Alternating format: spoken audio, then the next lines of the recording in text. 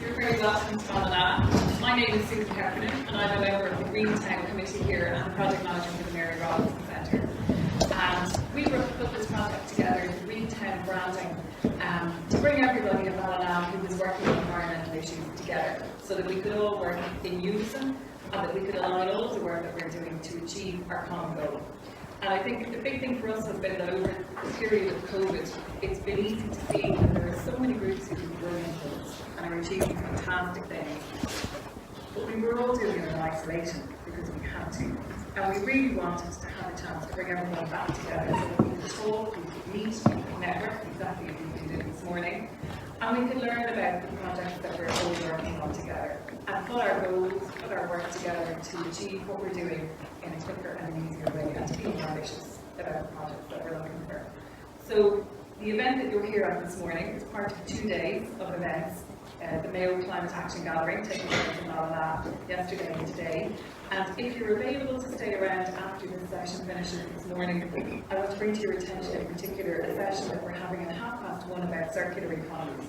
And we're looking at circular economies with the Rediscovery Centre from Dublin, but also at Ballina as a potential circular economy and what we have in Ballina that will make that work really well. So that's happening in the hub, our Greentown hub, which is on Pearse Street in the O'Donoghue unit. So you're very welcome to come along to that, and we have a couple of recycling and upcycling workshops afterwards as well. We have a climate action signage training hunt as well. We launched some signage yesterday thanks to Mayo County Council and the climate action team there who put it up around some of our buildings and our areas in town where we've had really ambitious projects so that people can learn a bit more about them. So there's a treasure hunt around those too, if you'd like to participate. And then this evening we have a distinguished guest, Duncan Stewart, who will be here in the Arts Centre at 6 o'clock with some of our Greentown committees as well as Mayo County Council and all the exhibitors from the SEAI Community Energy area. And we'll be discussing the opportunities for Ballina's Greentown in a blue sky thinking way to see what ambition could we have and how might we realise that. So you're really welcome to come along to any and all of those events. They're free to access and you can see the timetable outside or it's online on Facebook and social media as well. We're thrilled that you come to Ballina. And we know it goes big ask to come out and sit in a place like this. And I hope you get the value that you want out of being here this morning. Thank you very much for coming. I hope you enjoyed hearing what you hear on stage here. I think there are fantastic projects in all of the community. And it's a great credit to Mayo County Council to have brought us all together so that we can work together and collaborate, because I think everybody here sees the importance of the work that we're doing and it's brilliant to have the chance to come together and do it. So enjoy your morning and I'll see you all later. Thank you very much. Okay, I'm just going to stand up now. So there's people watching on Facebook Live and they're just checking the sound here. So we're a little bit low, so as panellists we really need to project. Okay? So hopefully the Facebook Live people can hear us. So my name is Laura Dixon, I'm the Climate Action Officer with Mayo County Council. I've met some of you before and some of you I haven't, so I'm delighted to meet everybody.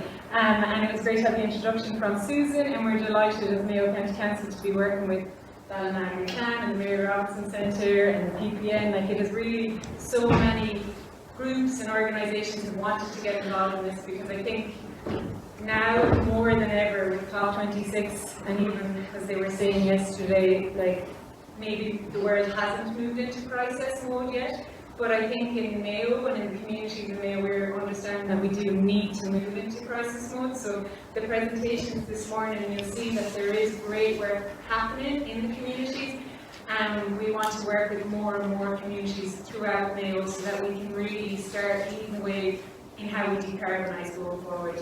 So just to give a little bit of background to the panellists we have here today, earlier this year, every local authority in Ireland was told they needed to choose a decarbonising community or a decarbonising zone.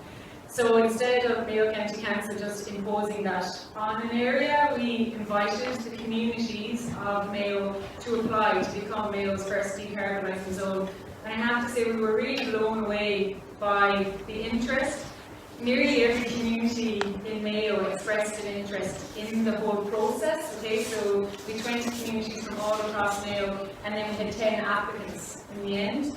And part of the process was to show your previous experience, then your vision, to show you what for the community's vision for 2030. And really, I remember nearly crying when I was reading some of the visions, because the future, if we can get these visions to pass, is so beautiful, okay? And it's going to be a really beautiful future if we can do this.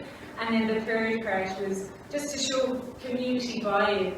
And we had, I think it was over 300 letters of support, and it was from all organisations, so from schools, from chambers, from elected representatives, from farming organisations, community groups, churches. Everybody wants this to happen, so it's very exciting times. It was a really difficult judging process, but Mulranny, our Mayo's first decarbonising zone, but we now have decarbonising communities throughout Mayo. And we're hoping that next year we'll run a similar process, because we know that there's other communities that want to get involved and that want to also be decarbonising communities, okay? So the format today is, when we ran this competition, Mulranny came first, and then joint second there was Tourmakeady and Ballina. So today you will hear from Saskia from Mulranny Decarbonising Zone, Michael Hegarty from Tourmakeady Sustainable Energy Community / Decarbonising Community, and from Kevin Loftus from Ballina Retail. Yeah, so I think we'll just go with that. We're going to have a short presentation and then Q&A with the floor and on Facebook. If anybody has any questions, we'll try and field them as well. Okay, so I think we'll start with you, Saskia.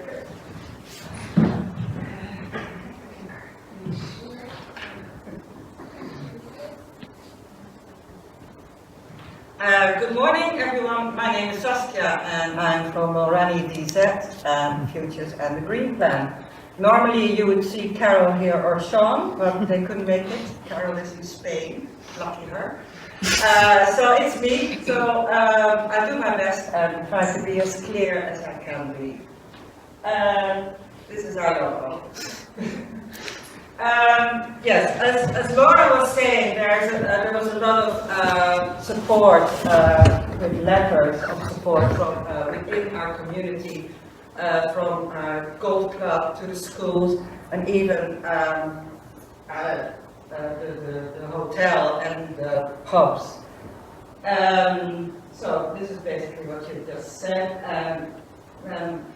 I think one of the reasons we got chosen to be our first DZ community in Mayo was of our track record. We've already started quite early on with trying to go as green as possible. We had the green plan and we were accredited village in 2015, so we're already basically from 2013, 2012 working to sustain a more green community.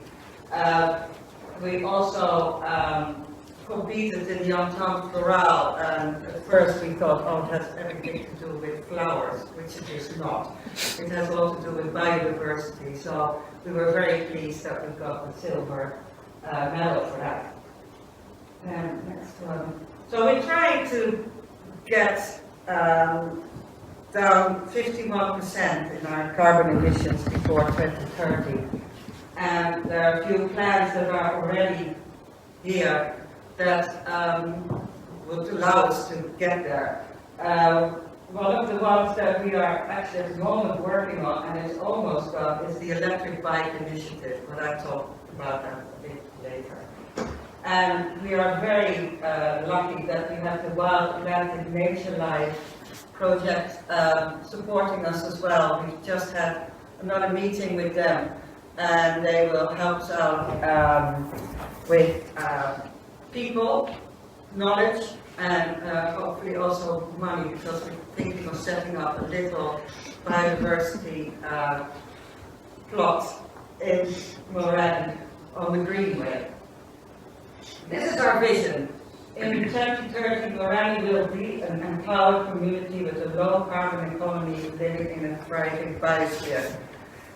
So with this, we have the three pillars of our vision: the community, the low carbon, and the thriving biosphere. So as you see, it says will be and not hope to be, so it's crossed.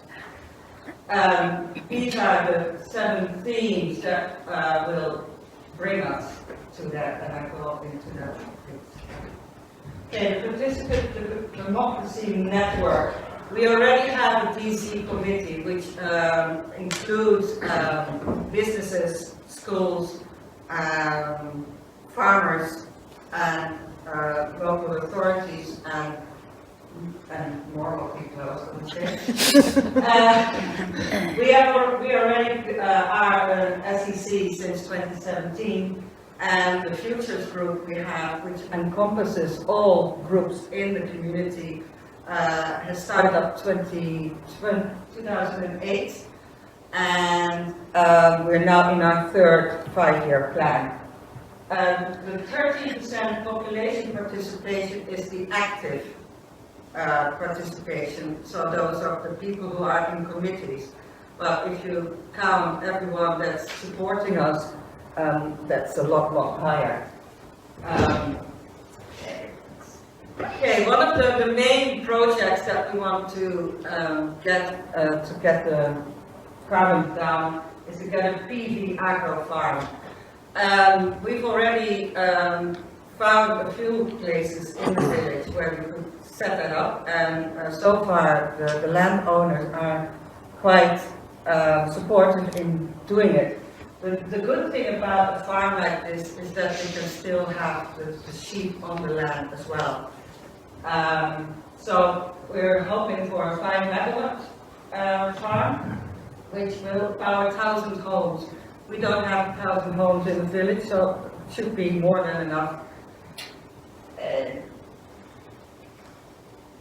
Okay, the social solidarity economy. Okay, we have 2 agro institutions. We have the school and we have St. Brendan's Village, and both are supporting us and helping us as well.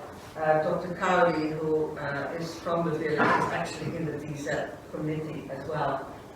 And then we have the Mulranny Park Hotel and the Neighbours Newfield Inn, and Joe Nathan from the Neighbours is also in the DZ committee. So it's good that we have all the big users into the DZ committee as well. Then we have Gift of Hands. That's been going on for a long time. They were the first group that actually reuse and recycle.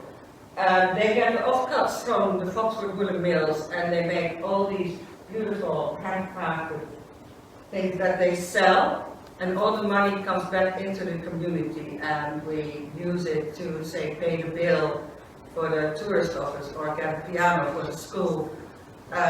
So everything is recycled and reused, and it's being brought back into the economy of the village. Now, the procurement. We just discovered that Ireland, on the 27th of April, is overshooting the use of resources of 3 planets a year. And we always think that that China is so bad. You know, we always complain about China, but China only uses up 2 planets a year. So we're not doing so well. So there's an awful lot that still needs to be done. And to reduce the consumption, Mulranny will share, repair, reuse, restore, and regenerate. And as I just showed you, the Gift of Hands is one of the first ones we did. Yeah, the smarter travel. We have the N59, the major road coming through our village. We already have the Greenway, which is fantastic. But there are a lot of people and kids that live on this side, and we're looking for ways to get to the other side over the N59 without actually having to cross to cycle over it. We want the kids to be able to go to school on their bikes or walking without being run over by cars. So this is a new plan, a new walking scheme, a cycle path, and we try to connect the nearest townlands as well. so that the kids, say, from Kushleka and Ballycoy can all travel safely on a bike to school. And the smarter travel, that's the bike I just spoke to you about. We're getting 3 electric bikes, and they will be powered by a PV panel on the tourist office, and it's for use for all the locals.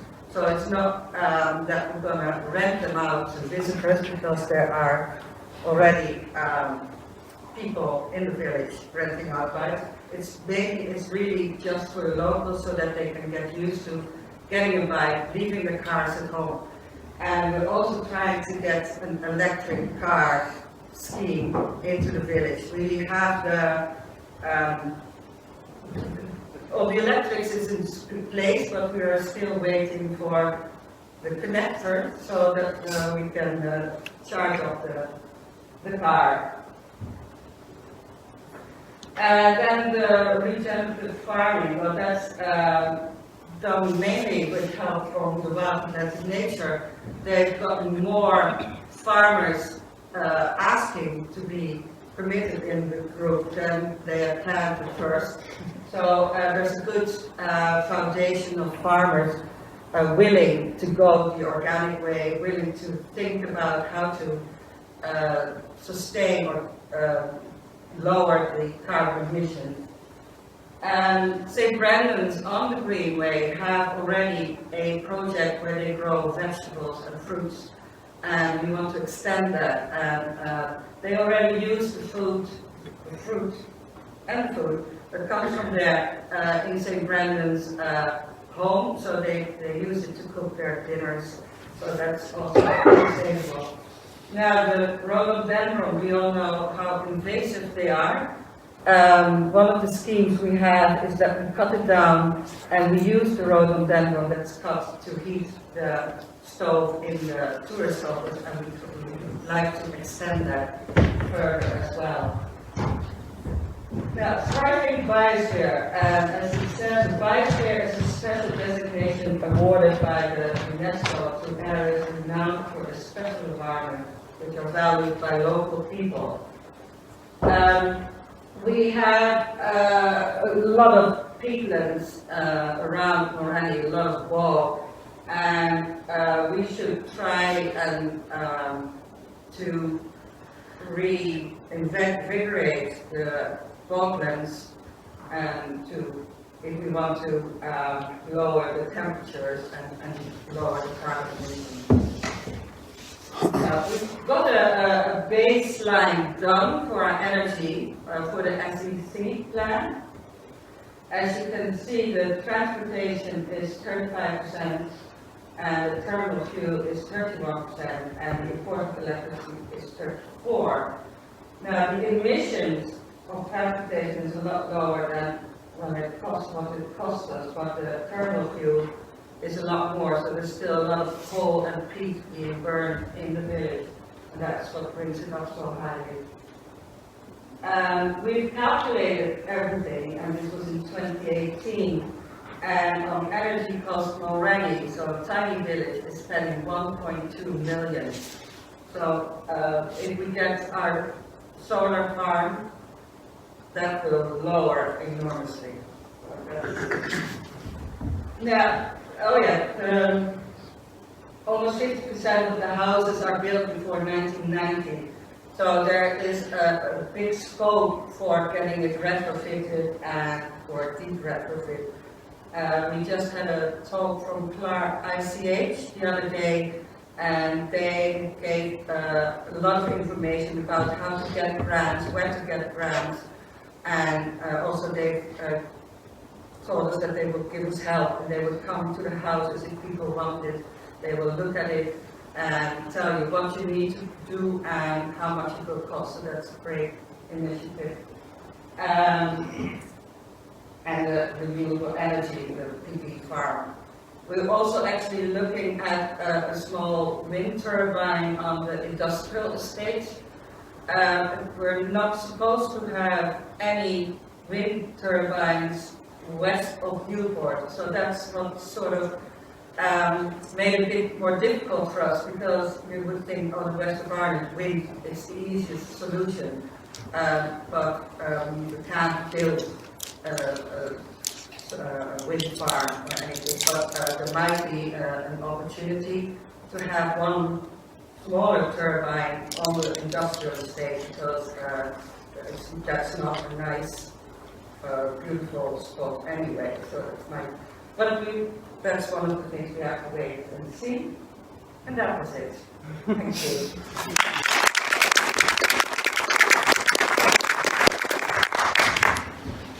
Are there any questions?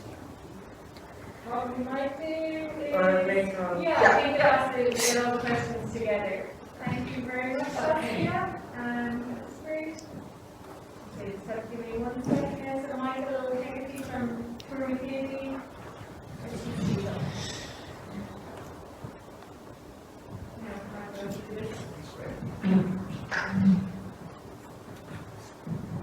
Okay, so very nice to be here. Let's start out to follow. There's lots of great information in there. Yes, Michael Haggerty from Tourmakeady, which is a small village in southwest Mayo. I'm not originally from there, you can probably pick up, but I do have connections in the village through my wife.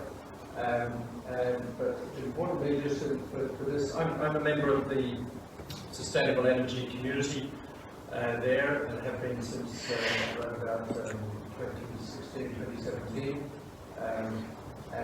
My presentation here is going to focus more on just the evolution of this SEC and what we've been able to achieve so far. We go into the Energy Master Plan and all that. Probably I should have had more on also on the decarbonising zone. I realise now we did come second equal with Ballina over there, but anyway, this should give some other context, which is also useful for the meeting today.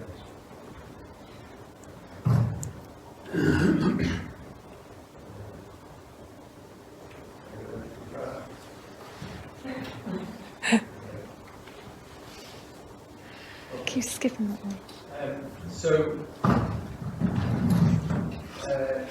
We set up the SEC in 2018. We had an ad hoc organisation before that, but because of SEAI's support for these SECs, it was very good. In fact, we met Saskia at one of the original meetings we attended in Galway. We have For the people that are online, we need to project.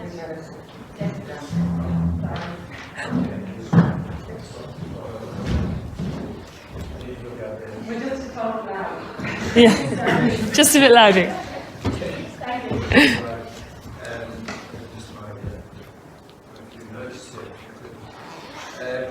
So we had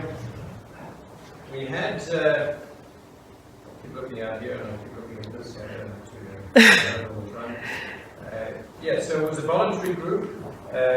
We got great support from SEAI, including there was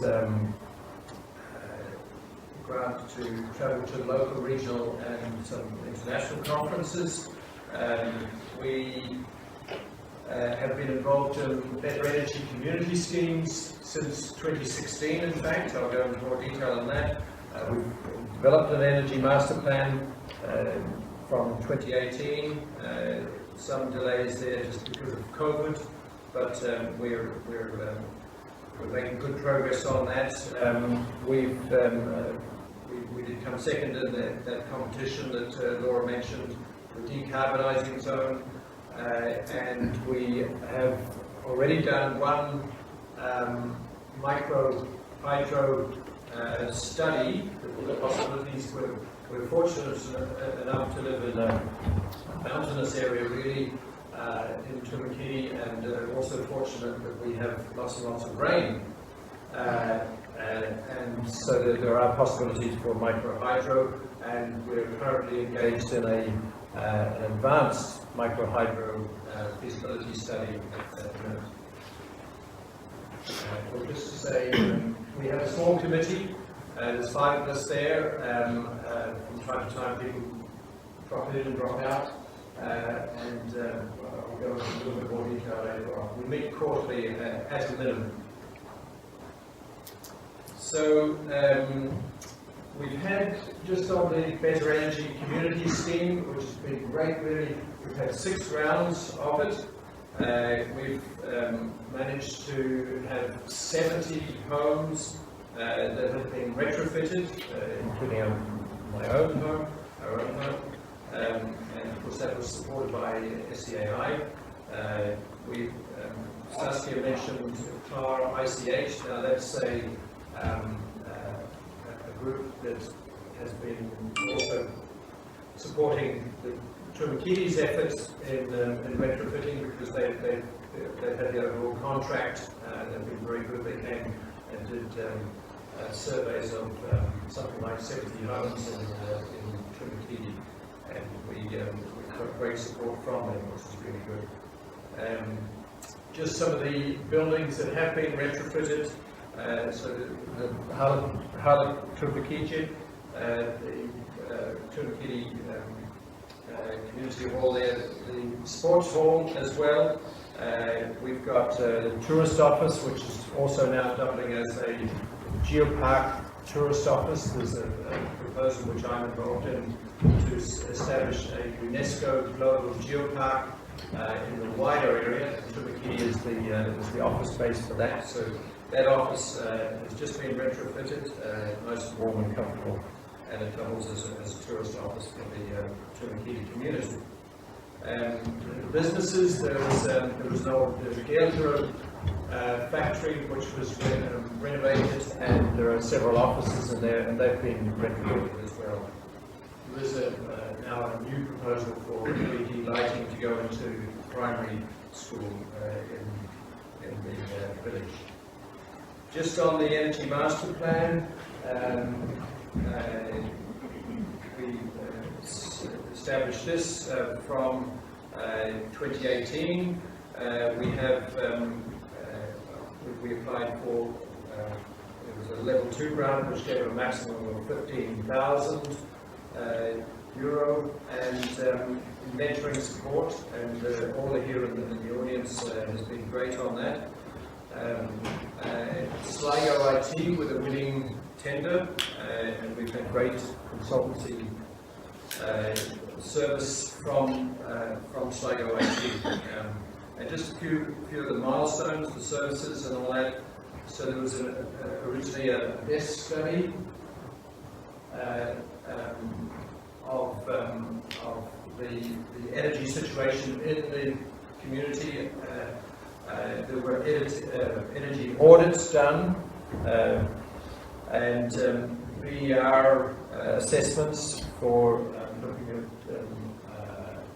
verification of that desk study data, and that included a lot of voluntary effort by the committee and other supporters. Surveying, we surveyed quite a number of homes and energy users. I think 60 all told in the village. One of the other things that's in that Energy Master Plan is a register of opportunities, and this just is a set of ideas and options looking at what can be done going forward for reducing the carbon footprint in the whole village. Just the parish is actually called Ballina, not Tourmakeady. It's a wider parish which includes Hartree. And from the Energy Master Plan, we have an estimate of, you can see the figure there, it was quite enormous really for a small village. Well, it's the parish overall, 22 million kilowatt hours per year, and there's a cost there of 2.4, almost 2.5 million per year, which I think is well up on what you said, Saskia. There are 618 homes, and there are B&Bs and other types of accommodation, rental accommodation, 4 schools in the area, 3 retail units and 7 leisure units. And we also have from the community overall, and especially from our SEC, we've had inputs of local knowledge, of course, lots and lots of voluntary hours, and the community engagement overall. We had a meeting there with the presentation of the Energy Master Plan, one of the initial meetings. There were 80 people at that meeting, which is pretty good. And on the night that we had a presentation on the initial study for the microhydro scheme, even though it was one of the storms of early 2020, a stormy night, we still had good turnout, something like 20 people in the hall that night. Whoops.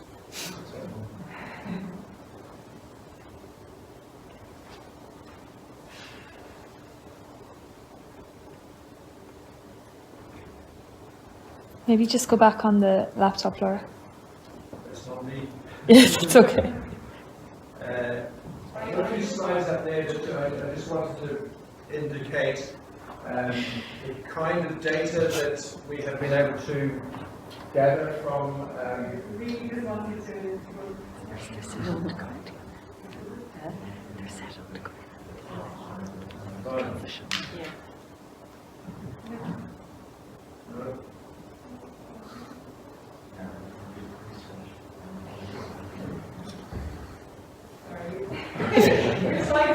If you just come out of presenter mode for a minute and to show that slide. Yeah, and then go to the slide. Just to the That one. that's it.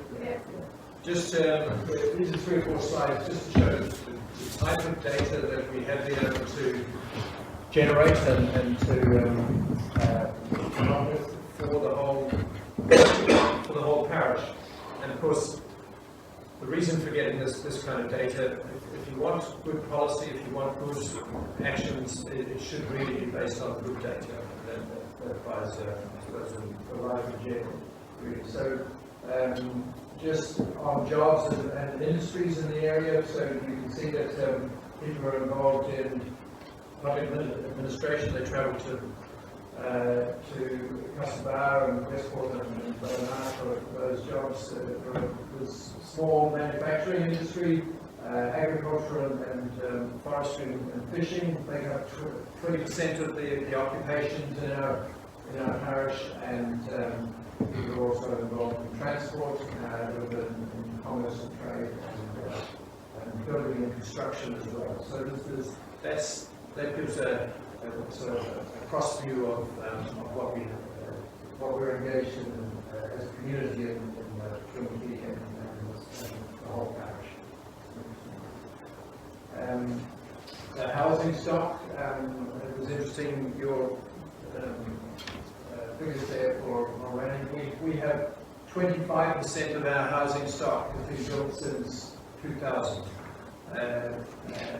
Keep looking around because I haven't got on here. So, we have all the indicators there for.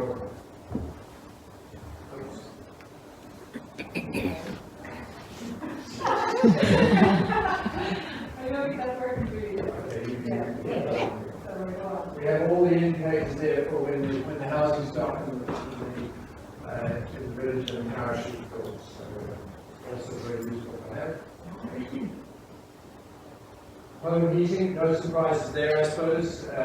Again, this is back in 2018, so we've moved a little bit on since then, but over 60% of homes were using oil, and turf 23%. There's a lot of power around us, and so between the two of them, that's around about 85%. And you can see the other energy uses were correspondingly low. So a lot of potential, you might say. Transport, again, probably no surprises. We're somewhat isolated. 60% private cars. Vans come into the picture there as well. And working from home, it was 14%. Now these figures are pre-COVID, so that has changed. And I, for one, have been working from home. And then, interestingly, on foot, very, very small bicycles, very, very small. Typical trend of rural villages these days. Parents especially are worried about safety on the roads. Okay. Okay, so we can go back to the screen.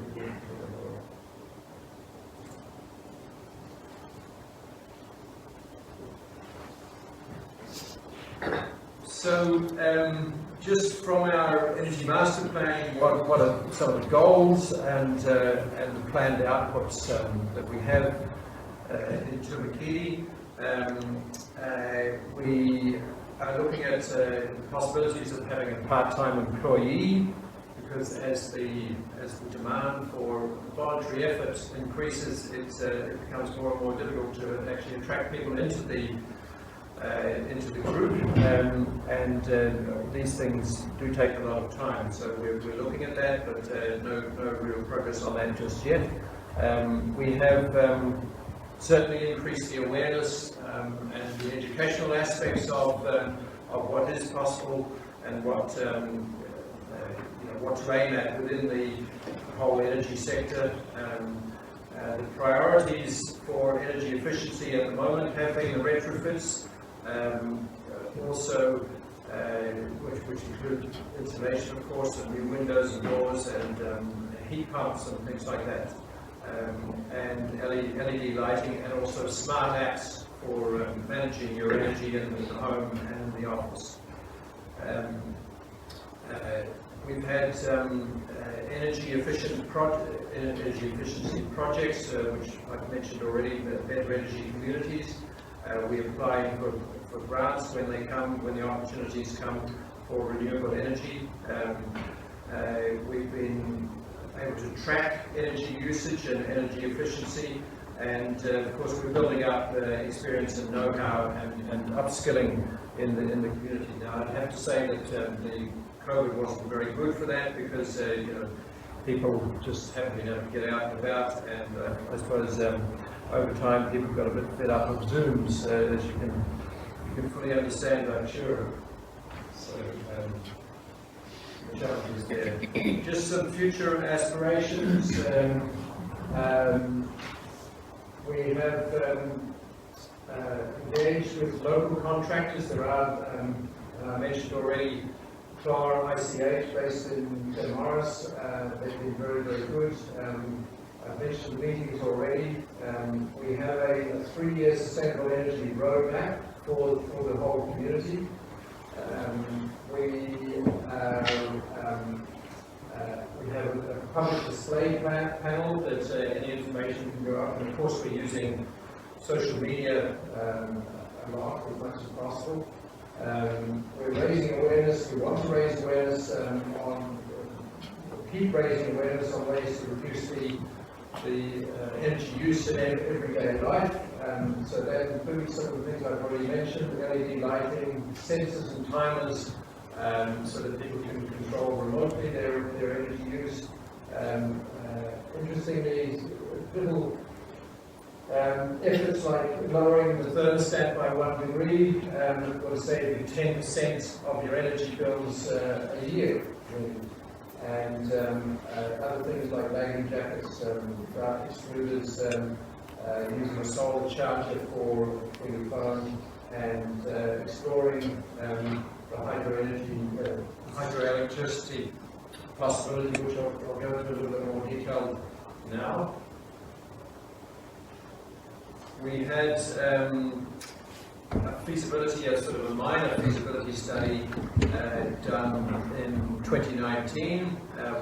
As I said, we do get a lot of rain in that area. We get some sunny days as well, I should add, but we do get a lot of rain. And this led to, and that was supported by the Western Development Commission, actually, that study, and under the local energy communities program, which we're grateful for.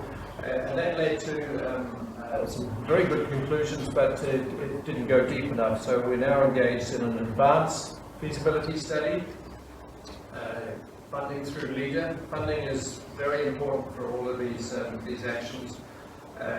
We are looking at 4 rivers at the moment, small rivers they are, but there is potential for something around 165 kilowatts output if they were all of them were developed.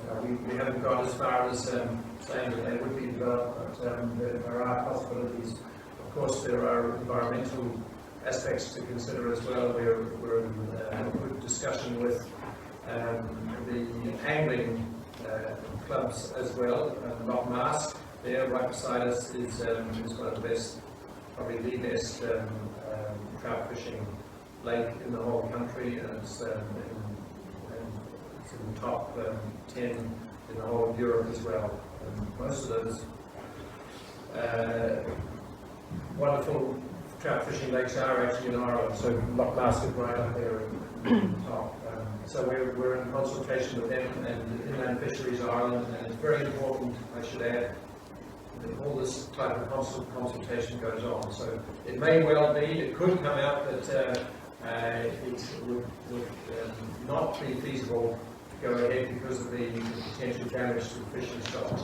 What we can look at in the future, we're also blessed with a lot of wind in Tourmakeady, and there is surely great potential for wind energy there, and even potentially solar as well. We do get some sun, as I said. So that's a little schematic that was done just for the 4, and we're currently looking at setting up a weir to measure more accurately the water flow in those 4 small areas. So other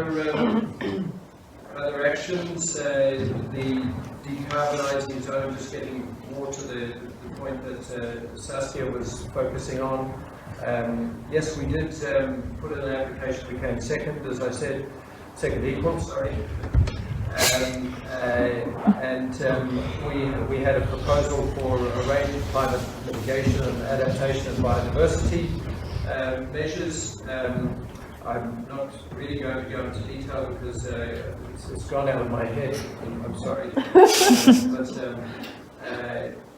it was a few months ago and I didn't put it in here. Sorry.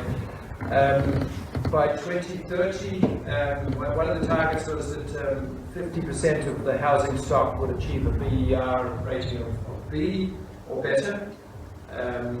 That there would be community hydroelectricity generation. I'll just explain that. It might happen, it may not, but other possibilities are there. Solar PV panels as well, and we have expanded the cycle and walkways, walk paths, and we would aim to have 1/3 less transport emitting CO2 in the area by 2030. So there's some targets there.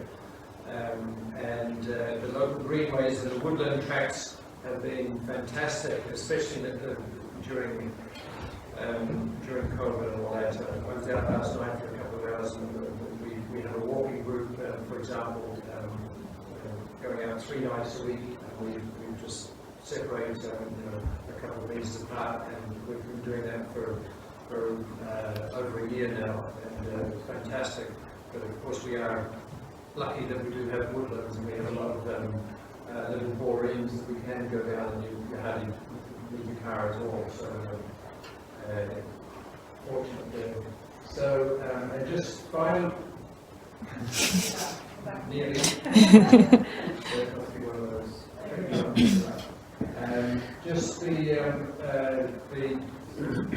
on the horizon as well. So we want to get smart about energy use. We want people in the village to understand what costs are, what you're paying for. We want people to record their energy use. We want to have models that for transitions for homes, how to run an energy efficient home, what to look out for and what to change, what's tweakable without too much effort, and what's a bit more expensive but still achievable. We also have the options for, we're looking at options for transport, including charging points, increasing cycling and walking, as I said, and overall working with the SEC that we have, the energy community team, and we want to keep looking at and revising the roadmap for transition. So all of this is heading in the direction of 2030. So that's it from me.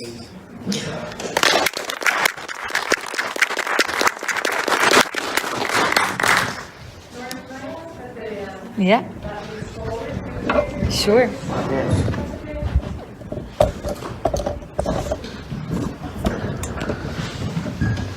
No, you're fine. I'll stay here. Yeah, let's see.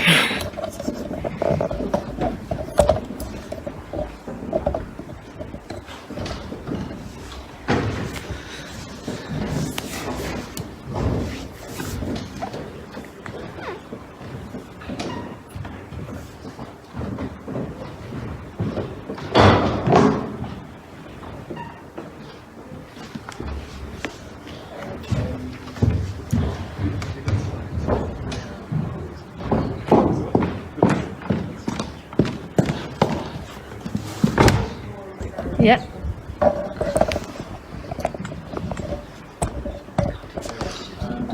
Thanks, everyone. Thanks, Michael. Thanks, Glasgow.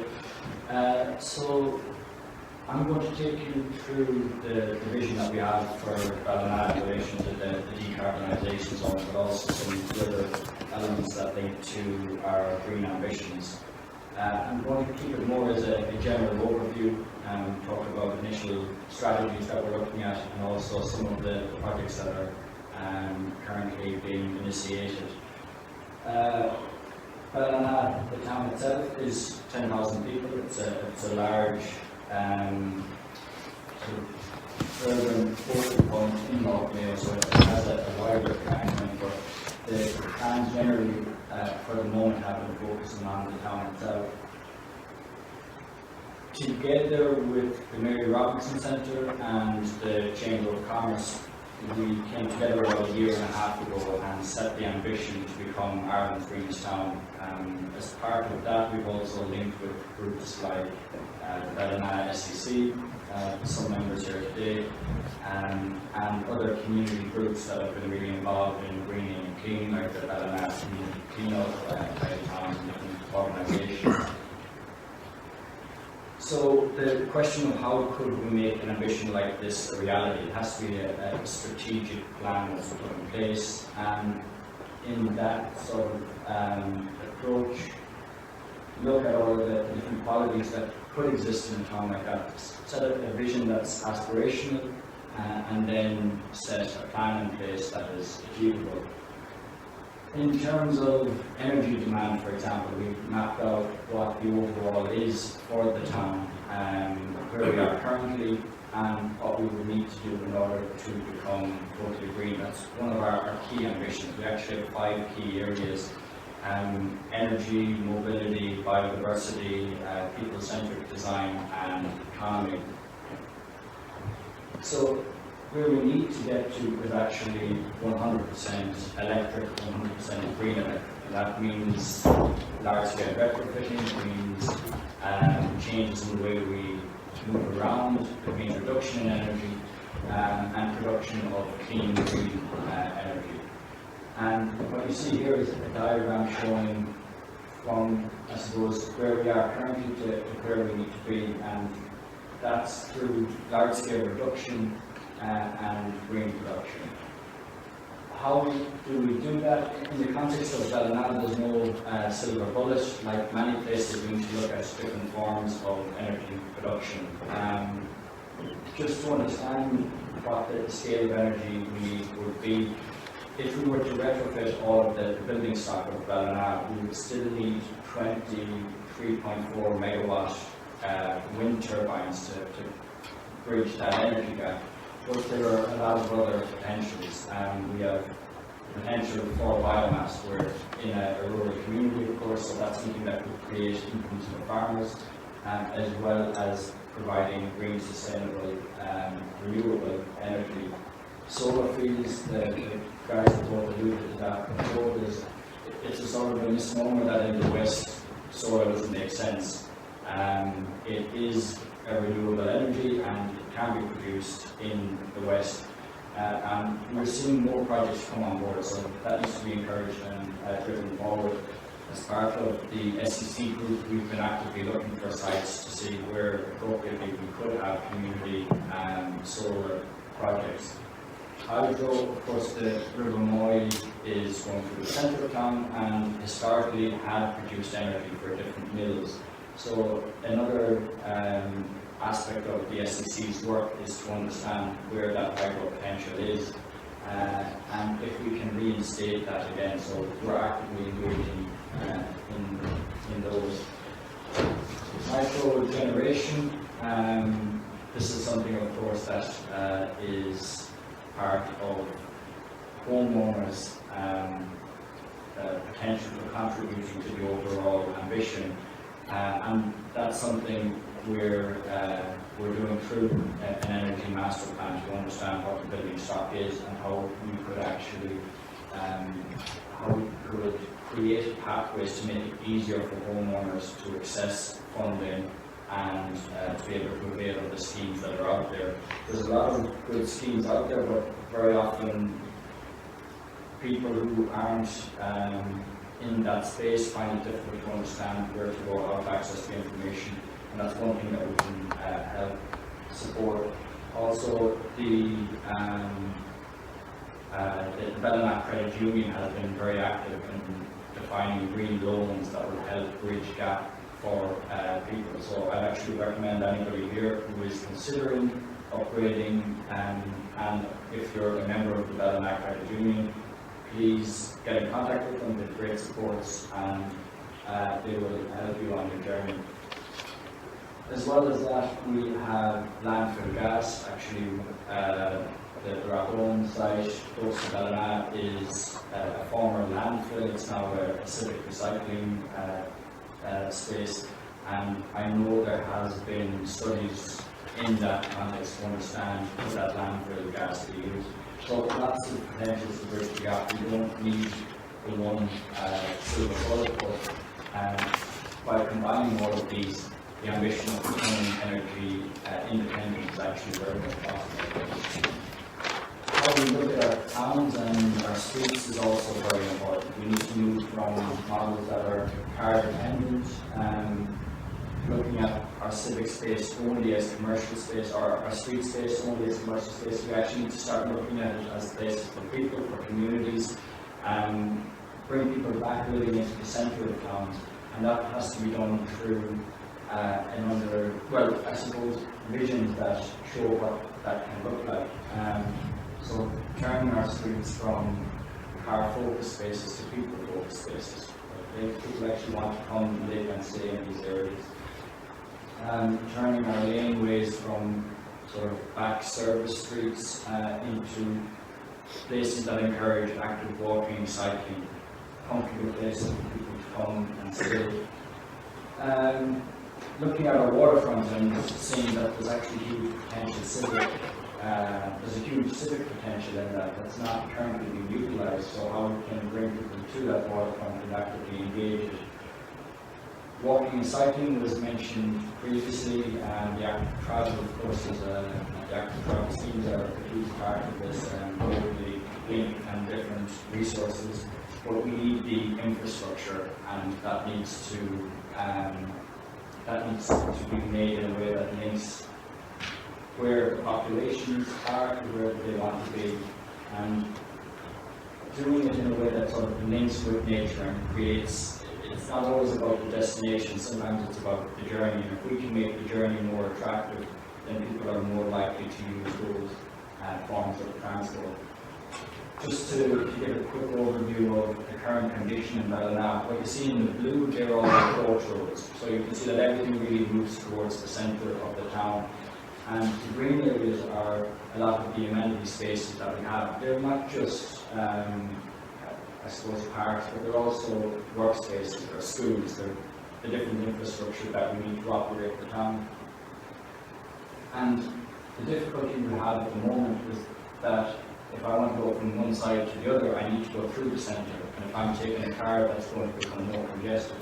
But if we all offer an alternative way of moving around, then that would become the main, or hopefully one of the main uses of connection. We're able to actually create a loop of walking and cycling infrastructure that linked all of those other amenity spaces.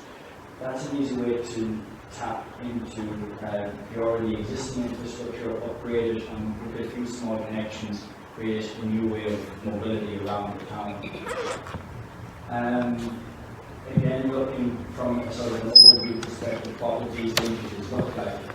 There's 3 green areas that we see here at the confluence between River Moy and River Ballina. And if we were able to link all of those, we would create infrastructure that would tie the town together, but also that would tie these green spaces together, so that we could actually get one large public amenity, again reducing the amount of car trips, but also increasing the quality of life for the people in the town. And that's very important, that whatever we do should do more than one thing at a time. We can look for overlaps and opportunities to make sure that we're most effective with the resources that we have. Green spaces, again, through the 90s and into the 2000s, we had a huge building boom in Ireland that resulted in the construction of lots of estates. They're in every town throughout the country, generally not built to be walking or cycling friendly. If you want to get into town, you generally have to take a car. But we have this building stock and we need to respond to it. We need to think of how we can make these places better. So by bringing in community-focused resources, our facilities within that, we can also reduce car trips, less car trips to the local basketball field, because you have that there, and that creates a sense of community within these areas. What we have at the moment is lots of houses where you may not even know your neighbour, but if we have focal points within these spaces, that will create community relationships and that will build up resilience within that. And as well as that, it's about framing lifestyles in a more sustainable way. So if we create allotment gardens, we create spaces for people to grow together, the communities will grow together. And the last bit there that you see at the back, leaving places for nature also. We don't have to cut everything all the time. If we have green areas, why not allow nature back in? That sort of benefits the whole community. And this type of approach can exist throughout our whole urban space, all of our towns. Looking at residential streets from the 1920s and 30s, there's huge opportunities to increase the livability of these spaces through large-scale retrofitting, which reduces the cost of your energy, increases comfort, but also creates more healthy individuals within that, creating different solutions to how we use roads. So you don't always have to see roads as just pieces of infrastructure that move people. They can actually be spaces for people to come together through sort of models like the shared space that will create more close-knit communities and see the street as a civic space as opposed to just a connecting space. So what we've done is define 5 core areas. The overall vision is to become Ireland's greenest town. 5 core areas, as I mentioned before: ecology, energy, economy, people, and mobility. And for each of these 5 core areas, we've one high-level target. And that one high-level target is based on best case principles or best case model. You don't have to reinvent the wheel. So, for example, in terms of economy, we know that the circular economy is where we're going in the future, and that really needs to be the priority in terms of how we start viewing our economic development. And with that ambition of becoming a circular economy, we have 3 strategies. For each of those high-level targets, we have 3 strategies, so we keep it very clear, very easy to understand and digestible. In terms of circular economy, it's about designing out waste, reusing products, and it's about regenerative natural solutions, bringing those into the way we use products and services. To make these things a reality, as I mentioned before, there's a lot of community groups that have been involved in supporting the initiatives that we've been pushing forward. What you often get is bottom-up community action, which is very powerful but limited to an extent, because there's a point at which the community can only do so much. What you often get then is top-down action that is, again, well-meaning, but it doesn't, if it's not responding to a community need or not engaging with the community, then it's often rejected. So what we're trying to do here is create a shared vision that will actually align both of those, to say that rather than having just top-down local authorities saying this is what you have to do, or a community group coming up and saying this is what we want, make it happen, that we could create a shared vision that everybody buys into. And once that vision is in place, we add the necessary tools, strategies, supports, and that should be a pathway for us to be able to get to a cleaner, greener future through collective action. Thank you.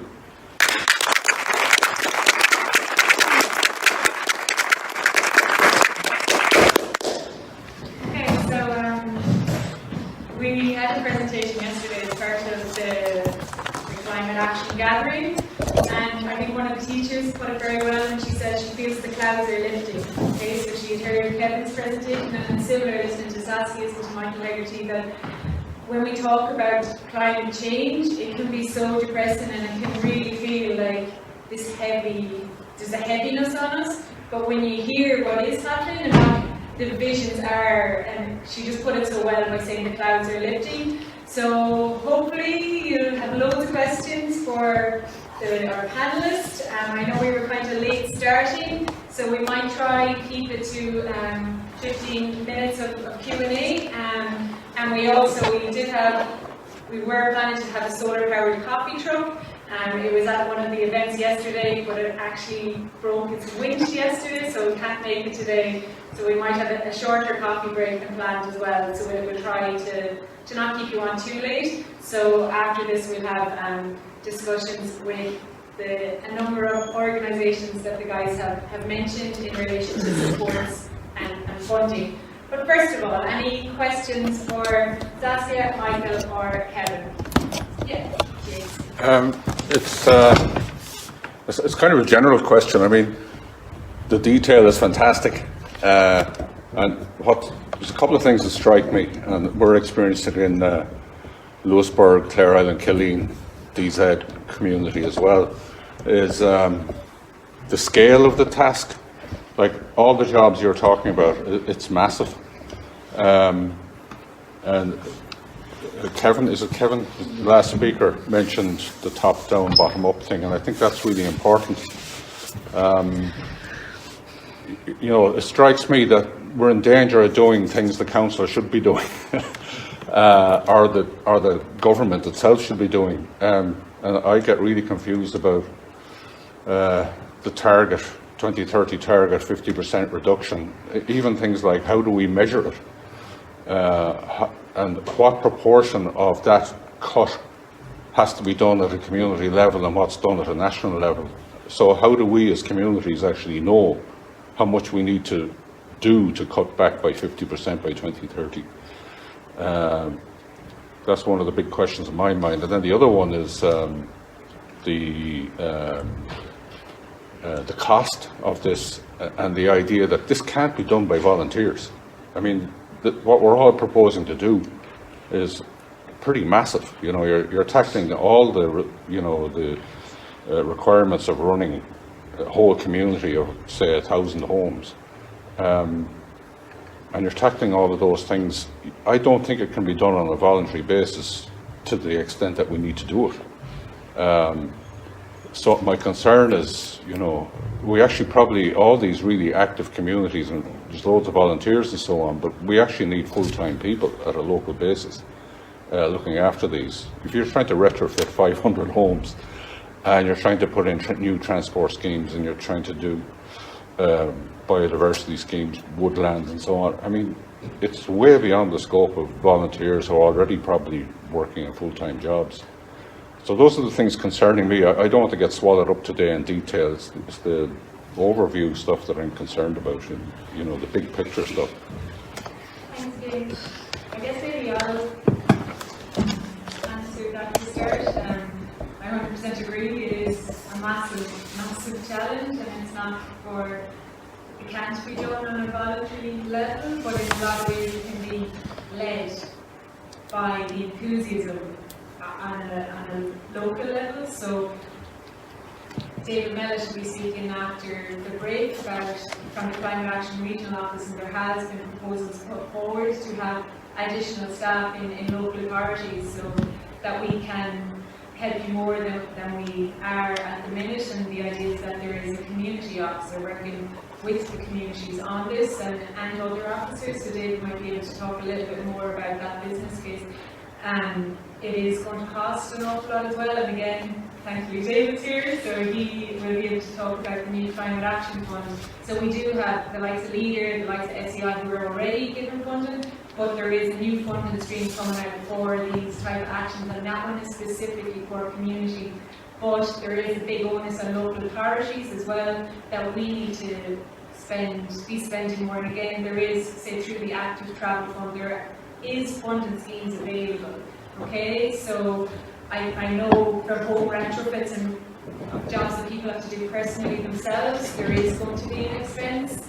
But I guess it's about how we do that, and I really think for this to be a success, and I think maybe that's what's been so brilliant about this decarbonising process, is we're feeling the pressure from communities to do this, okay? And it's not me as the Climate Action Officer saying, oh, communities want to do this. We're now hearing directly from the communities, and the communities are presenting to their elected representatives. The elected representatives are now feeling, okay, this is what the communities want, and now I have elected representatives saying, okay, how are we going to retrofit homes? How can we encourage people? How can we educate people about the standard, how our standard of living can improve, okay? So I agree, we need more staff and we need more money, but really it's your enthusiasm and your commitment that can help drive that, I think. So I'm not sure, it doesn't quite answer your question, but I don't know if anybody else has something they'd like to add.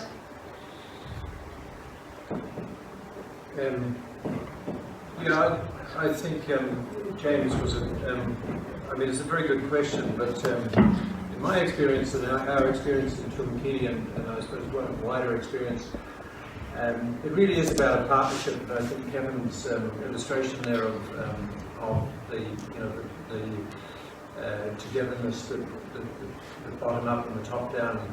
That's what achieves the most if you can get that balance right.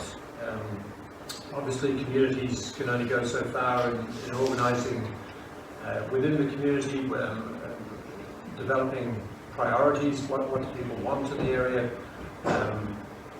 that fits with national and local authority policy. They can only go so far without funding, but that's where the important thing is that the national government, the national plan or plans are well aligned, and I really think the successes right across the country, and this goes back to, you know, it's I think 30 years since LEADER was introduced in the country, and that's a very good example of bottom up involvement. Unfortunately, the percentage of funding that's gone to LEADER within the Common Agricultural Policy has been cut in half from the original days. But they are examples of the partnership between local communities and government at the different levels, and that's what works best. And I think the visuals that Kevin put up are a fantastic indication of what can be achieved in places in our towns and villages that currently look as though they wouldn't be attractive to anyone. Some of those pictures, especially the laneways and the dirt and the filth and all that. Gee, it does take just some imagination and some vision and of course a lot of voluntary effort. People do get worn out from voluntary effort. We've noticed that in our community as well. You have to be honest with that. But it is achievable, especially if people have a vision of what can be done for our own generations and the generations that follow. You're getting thumbs up online.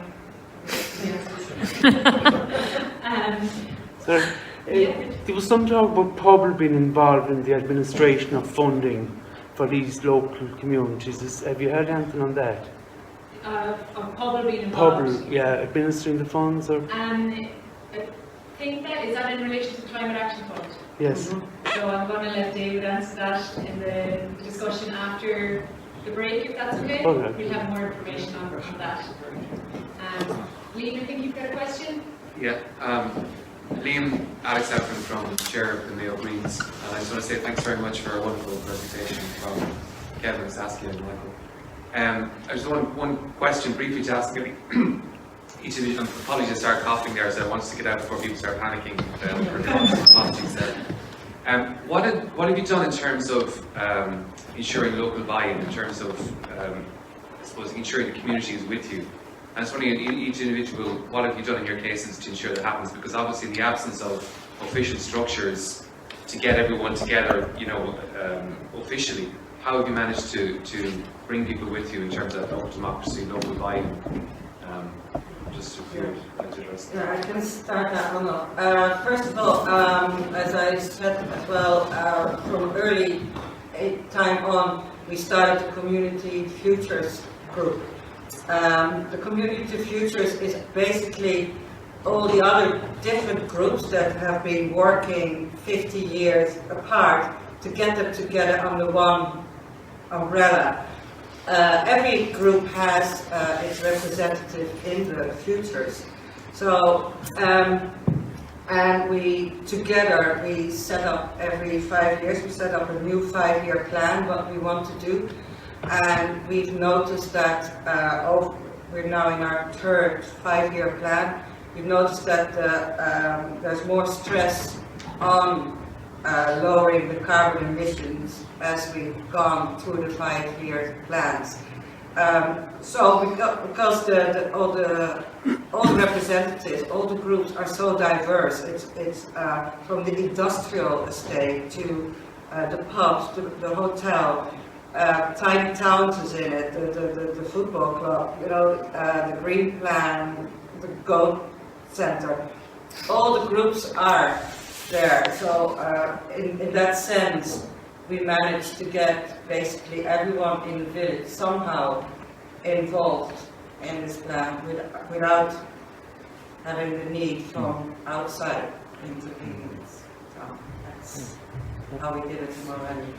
It's just to say the Community Futures, or just to give some background on the Community Futures, that is a scheme that's run through the Communities Office of Mayo County Council. So I'm not sure exactly how many towns have gone through, and towns and villages have gone through that process, but I think a number, I know Lewisburg had, and I say when we went through the decarbonising process, a lot of the stronger communities that have better buy-in have been through that Community Futures process.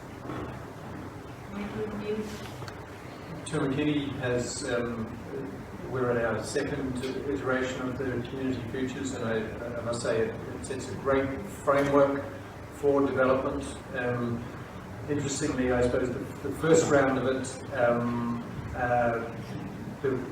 managed to engage more people than the second round. I think it's not really fatigue, but it's just that people are a bit more inclined in the second round in Tourmakeady to sit back and say, well, okay, we trust the process. We're not engaging in trying to set the priorities as much as we did in the first round. But it is very successful, and we notice that it is spreading around the other towns and villages in the area. Ballina, I think, is engaged in one right now. So it really does help with that buy-in that you're talking about there, Liam. I suppose just people's lives are, technology is developing, and we seem to be getting busier and busier. Technology isn't helping us to have more relaxed lives in many ways. During my talk, I did say that it is a bit difficult to get volunteers to come on board, and that is a challenge probably in every community. I think to have some kind of rotation, some kind of succession. People say to us in Tourmakeady that they don't want to go on a board because they might be on for 10 years. There is a need to have, I suppose, training in how to engage, how people can engage in local community groups, whether it's tidy towns or whether it's an SEC or Decarbonising zone or whatever it is.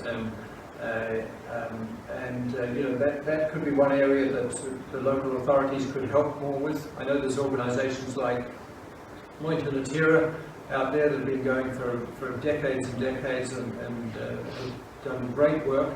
But I suppose there could be some more training in how people can get engaged, so that people aren't frightened or scared off by the amount of effort and work that might be involved. But it's a very good point, and it's essential really in meeting that halfway between local communities and the government supports, whether it's funding or whether it's other types of supports that the government is providing.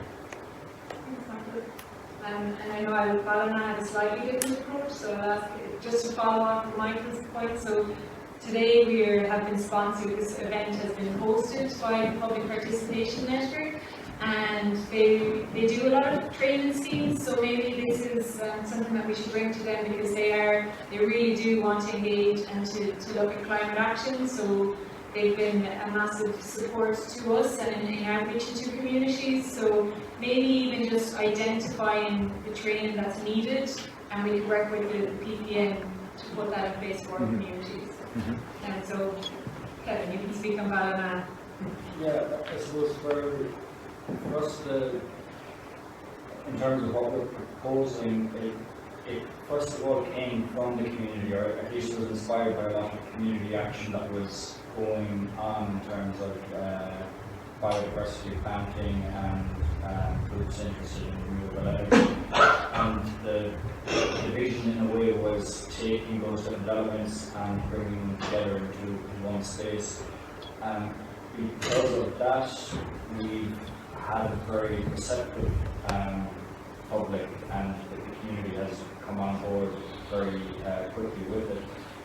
We did a presentation of this time last year on it, and we had followed different surveys and outreach events following that.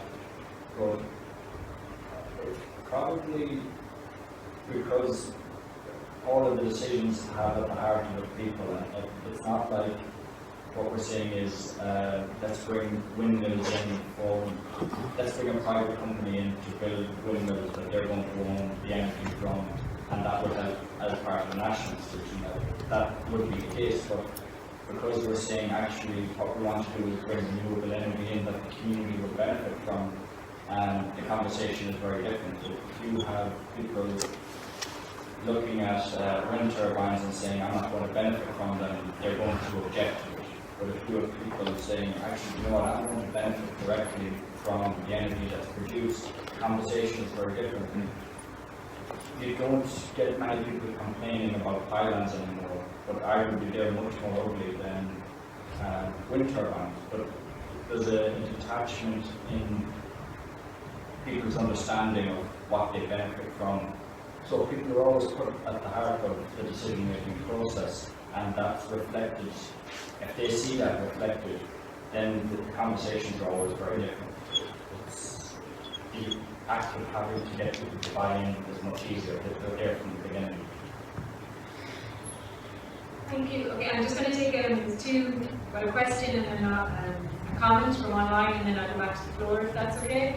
So just Mark Godfrey had a question, and I think it's maybe to you, Kevin, but also to Mayo County Council. So how aligned are the engineering and roads departments of Mayo County Council and other authorities aligned with the vision of the Ballina road and estates for new community spaces in and around roadways?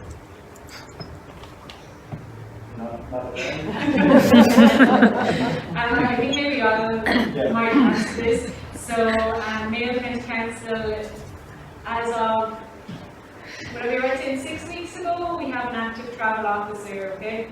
2 weeks? 2 months. 2 months, 2 months, okay. So 2 months ago we have an active travel officer who is working on mobility plans, okay? So it's gone out to tender for mobility plans for Castlebar and Westport, and a big part of all of these will be public consultation. And following that, we're now going out to tender for a few of the other smaller towns around Mayo. So I guess previously maybe there hasn't been great engagement between the roads department and the engineering department with the communities, but that's changing. Okay, so hopefully, yeah, that's really good to hear that it's changing, probably more on a very county level. But for example, there's a green space in the centre of Ballina at the moment that all councillors brought forward a motion to make that public amenity green space, actually maintain it as a green space. But the municipal district, as far as I understand, are trying to push forward plans for this to become a car park without any public consultation. So at a county level, that sounds like it's improving, but I think maybe at the different district levels, there's still a lot of one way thinking about things that doesn't involve community consultation. So it would be great to improve that.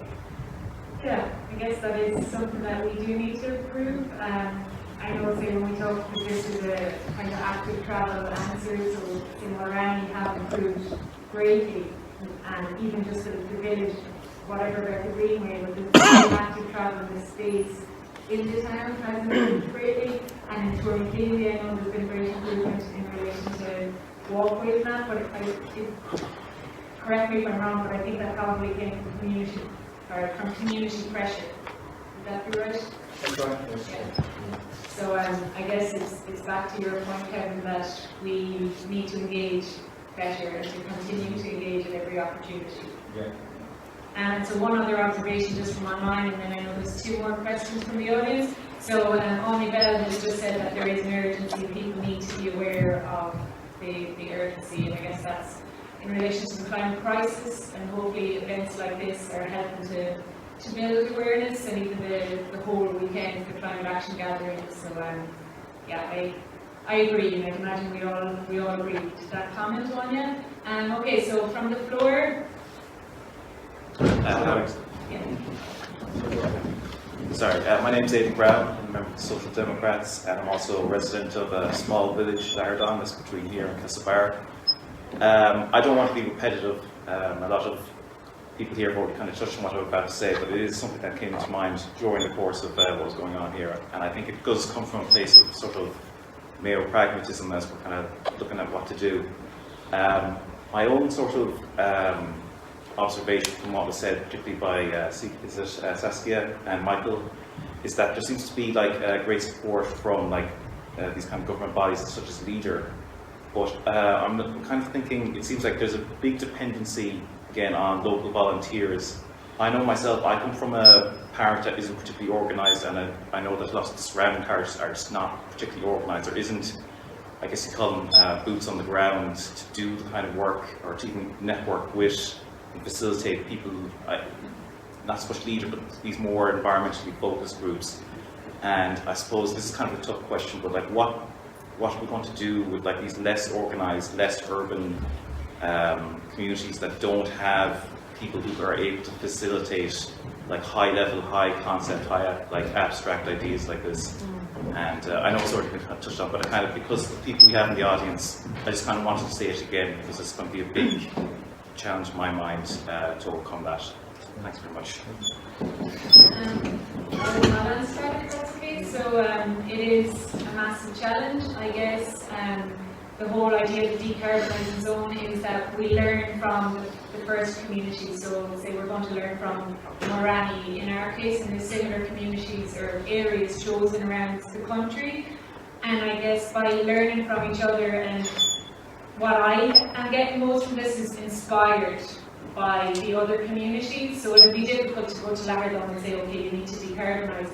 But when they see the likes of Tourmakeady is a small rural community, Mulranny is a small rural community, and what they have managed to achieve, hopefully that will then help inspire communities like Mulranny. And then there are, so Gary Goggins will be speaking on behalf of Wild Atlantic Nature after the lunch, or after the break. There are organisations that will be working on the Wild Atlantic Nature is particularly interesting for a lot of the rural counties, but also the rural villages along the coast. So there will be, I'm hoping, opportunities like this, but I think really we have to learn and maybe be inspired by these communities and try and find networks for this to go forward. And so I guess, we've spoken a lot about the community futures. We're lucky in Mayo that we have a community futures. We're the only county in Ireland that does that. To my knowledge, it was taken from a Scottish pilot. And the same with the decarbonising process. So I don't think any other county actually went to competitions. They haven't put together networks like we have here. And where we see the strength is the networking and the learning from each other. So hopefully we'll learn from the first 10. Next year, it was even just talking with my manager yesterday, how do we bring it forward? How do we get more communities involved? And so maybe Laugardon might be ready next year, but then maybe the following years. So I don't think we have an answer just yet, but hopefully, I really hope that we... And by the way, I don't want to be doom and gloom, but by the way, I forgot to say at the start of my question or comment that, look, there's a good relation, it is, by the way, and I do appreciate that Tourmakeady and especially Mulranny are similar size to where I'm from, and that they have done a great job, and Kevin did a great job, including not just, showing that it's not, we focus on environmentalism sometimes too much on the negative. He did a great job of showing here's the positives, here's what it could be, here's what we can look forward to, not just fear of it. I don't want to come off as doom and gloomer either. So I appreciate your answer, and I appreciate it, and I hope I'm not being too negative when I... No, it's great. And I'm delighted to have somebody from Laugardon here, because it's not a community that I've had the opportunity to engage with yet. So I think, and for us in the local authority working together, it's not just the Climate Action Office, but we're working with the Environmental Awareness Office, with the Biodiversity Office, with the PPN, with the community section. So we know we need to expand. It's not just one section, it's every section of the local authority, every section of society, hopefully going forward. Okay, so I think I'll take two more questions. There's one from Flint and then one from James. Hi Laura, thanks. Flint Walters, my name, Mr. Westport, resident. I suppose firstly just to say, absolutely inspirational. It's lovely to see humanoids in the flesh again, I suppose we're all doing our own bit, but I suppose this whole silo has been a big problem the last year and a half. So hopefully this is kind of a new dawn in that respect. I suppose just two comments, really. Just generally, the first point about the quality of data, I think you made it on Tourmakeady here, and that baseline analysis, I think that's absolutely critical. It's only by making a strong case that's robust that we can then build together argument and then lobby as eco groups with regards grants, local reps, etc. So that was the first point on the quality of the data. The other ones went maybe further help, it's been touched on here, but help with combining needs with regards grants, I mean, I did a small retrofit in my house, and there was actually quite a bit of paperwork involved, and it could be quite daunting for people. So across a county, maybe could we combine like needs of people, maybe have categories, maybe external insulation be one, maybe solar PV, and then have it tiered on resources, because obviously people are stretched for money. So I think helping that side would be brilliant. I think contractors would like that as well, to see the economies of scale. I know it's a tough market out there with obviously inflation in building materials, but I think that would be a huge area where I mean you could help Laura and your team. Thanks for those questions. I guess quality of data is a big thing, and more than Exhibit will be speaking at the next panel in relation to energy master plans. And so they were very good way of getting the data. And you mentioned the help with grants, and I agree. Earlier this year, we declared the Council declared a climate and biodiversity emergency. From that, they've set up a subcommittee, climate and biodiversity subcommittee, and we had a meeting, or I guess a workshop with the Western Development Commission, and they have a brilliant report done on rural communities transitioning to low carbon. And that was one of the outputs from it, is that we do really need to have a one-stop shop where people can come and they can learn about all the supports, whether you're a homeowner, whether you're a school, whether you're a community. So I think that is something that we will have to look at going forward. And so SEAI have already set up that network of one-stop shops. So if you Google SEAI one-stop shop, and you'll get a list of all the ones that are registered in Ireland, and they are literally the help you need if you're thinking about retrofitting. Everything happens within their doors. So Chlor ICH are certainly registered as one, and they do everything for you, all the paperwork, all of the applications. They get as much grant aid that's possibly available from SEAI, and they're a fantastic resource for everybody in Ireland. Yeah.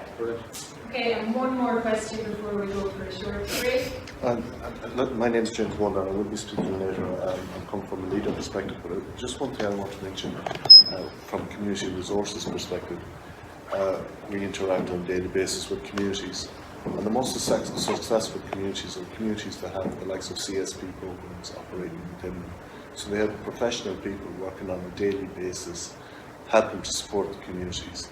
So Lahangog doesn't have a CSP, and that's why it's a community that isn't availing of the potential that's out there. And I think these schemes are critical, and they should be expanded further throughout the country. And it's not only CSP, it's the rural social schemes, it's the two schemes. When they're operating within communities, it's giving them the staff to actually put these applications together to work on, and unless they're there, leader means nothing, Mayo County Council means nothing, because we're not on the ground, we're not the ones that are putting these applications together. And it's not an easy thing, putting applications. I come from leader, and I tell you, you need to have time, you need to have a level of expertise to do this. So the reason I just want to bring this up, because it might come up later on, but I think they should be acknowledged. CSPs and these type of programs are critical to rural Ireland and to communities as well. Thank you. What does CSP stand for? Community Services Programs. And so that and CE schemes and all these schemes that are operating out there, they're professional full-time people that are employed on these schemes that make applications for grants, that bring communities together, but they're based in the community. The people, they live with the people, they operate with the people, and they're the people we should be targeting. Their roles should be expanded to ensure that they are capturing the funding that's available through the SEAI. Okay, thanks, James. And we're going to hear more. So in a second, we have a tea break now. I'm not actually even sure where we're going to get the tea because I'm told and after that, we'll have another panel discussion with Orlan Exhibit from SEAI, with Jim Golden from Leader, with David Mellish from Climate Action Regional Office, and with Gary Goggins from Wild Atlantic Nature. So we have ran over time, so if we just try to keep it to a 15-minute tea break, so if we aim to be back for 12:10, that'd be great. Thank you. Yep.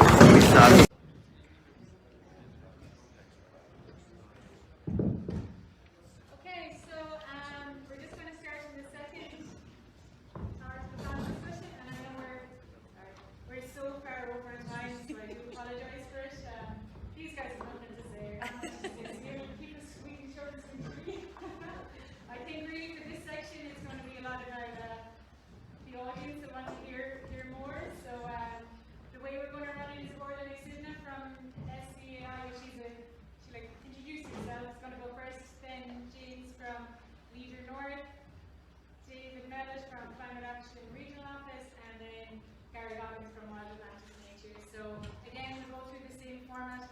try and be better at keeping time.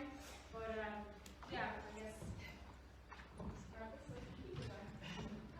Brilliant, Laura, thanks so much. Can everybody hear me okay? Yes.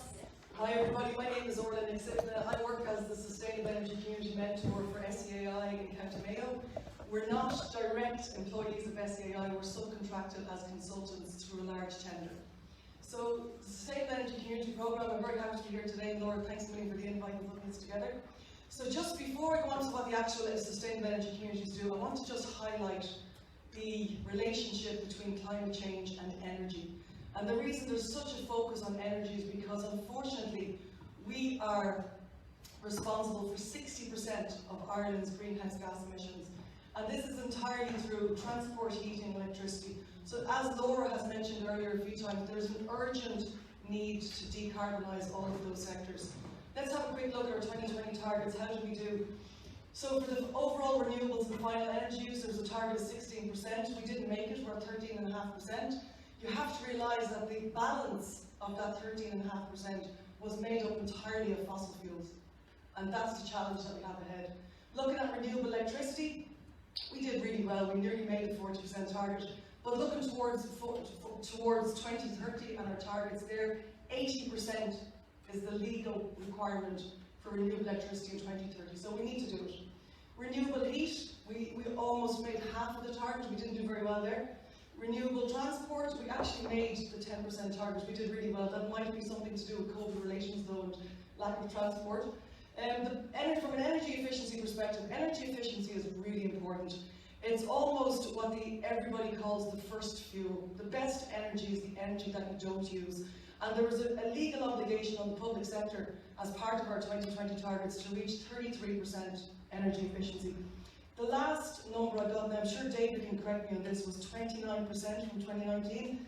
Every report has said that the public sector are going to make it. Is that looking positive, David?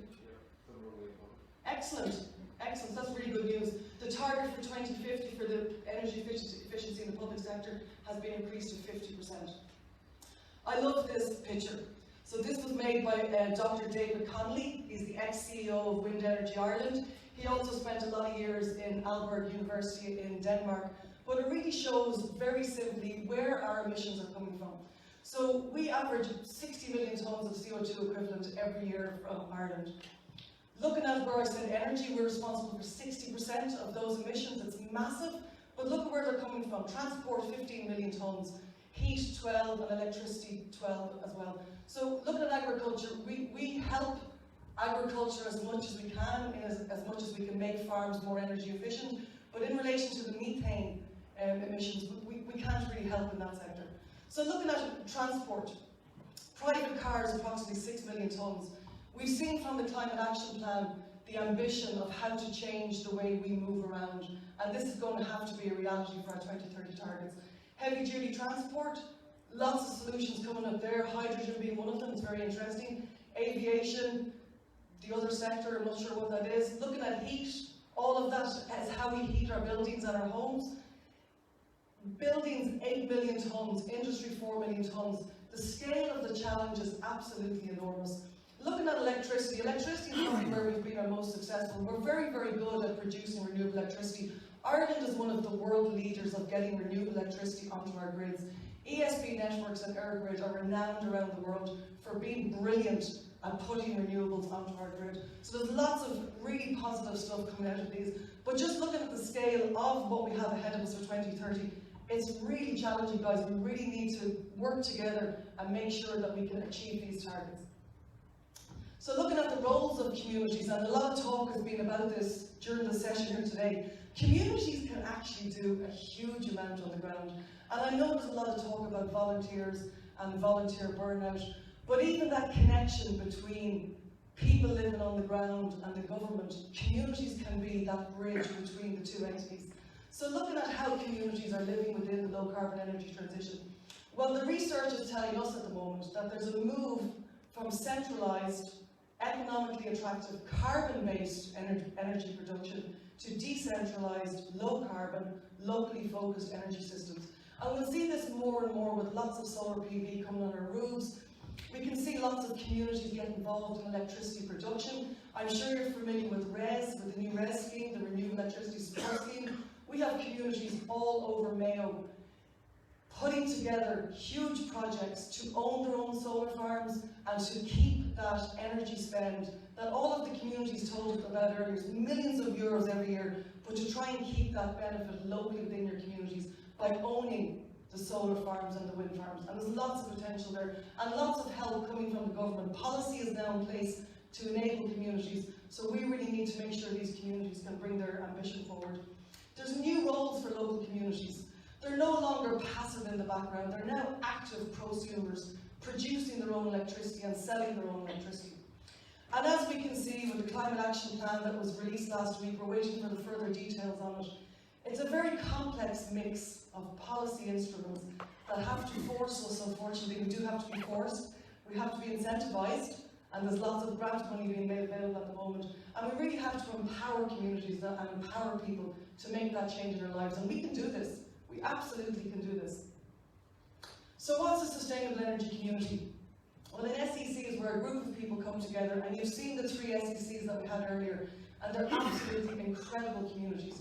We've 30 SECs in County Mayo at the moment, all at different stages and all at different levels of ambition, but all of them working towards that low carbon future, which is incredible. So it's a group of people coming together, and we have all shapes and sizes. There's no one size fits all with an SEC. You guys define what your SEC is going to be. So what do we do? Well, definitely our first thing is that we have to be as energy efficient as we can. The best fuel is the fuel that we don't use. Energy efficiency is always the best fuel, so we try and use less. Once we're as energy efficient as we can, we try to use renewables where feasible and appropriate, so we try and use clean. And then after we're as efficient as we can and we're as clean as we can, we try and be as smart as we can. So the energy that we have to use, we use it in the best way possible. So use less, use clean, and innovate. As I said, there's a huge amount of SECs, all different shapes and sizes. This programme started back in 2016. It's been hugely successful. There's 640 SECs in the country at the moment. 2 years ago, SEAI put a mentor such as myself. There's one of me in every county in Ireland. And this has been a huge enabler because there's so much help now available to the SECs. And we can see that in the amount of energy master plans that are being produced and finished at the moment. So there's lots of different types. Tidy Towns works really, really well with SECs. We have third level institutions, NUI Galway, 25,000 students. They are one very massive SEC. So what do we do? There's 3 phases: learning, planning, and doing. So in the learn phase, you join the network, you get to figure out what's happening. We do lots of webinars, we do lots of information sessions. Once a month, I host a chat and hour. So we thought people were getting very soon fatigued and webinared out and looking at PowerPoint presentations all day long. So we brought together these chat and hours. They're very informal, but I bring an expert on every month, and all of the SECs come on board. So this month's chat and hour is actually the carbon budgets, because we're excited and waiting to see what the carbon budgets are going to look like. So I have Professor Lisa Ryan from UCD. She worked directly with the government on the carbon budgets, and she's going to host this month's carbon budget for the Mayo SECs. So the learning stage is really interesting, and it really starts and puts your ambition in place. The planning, again, is a really important phase. And I'll talk a little bit more about the Energy Master Plan in a minute because it's so important. But the planning is where SEAI pay for your Energy Master Plan. It's paid for 100% by SEAI. There's no need for co-financing. Depending on the size of your SEC, will give you between 10 and 25,000 euro. That enables you to find a consultant, and the consultant will put together your Energy Master Plan, which all of the SECs spoke about earlier on. And it really is that baseline study that you need to figure out where you are now and where you need to be in 10 years' time.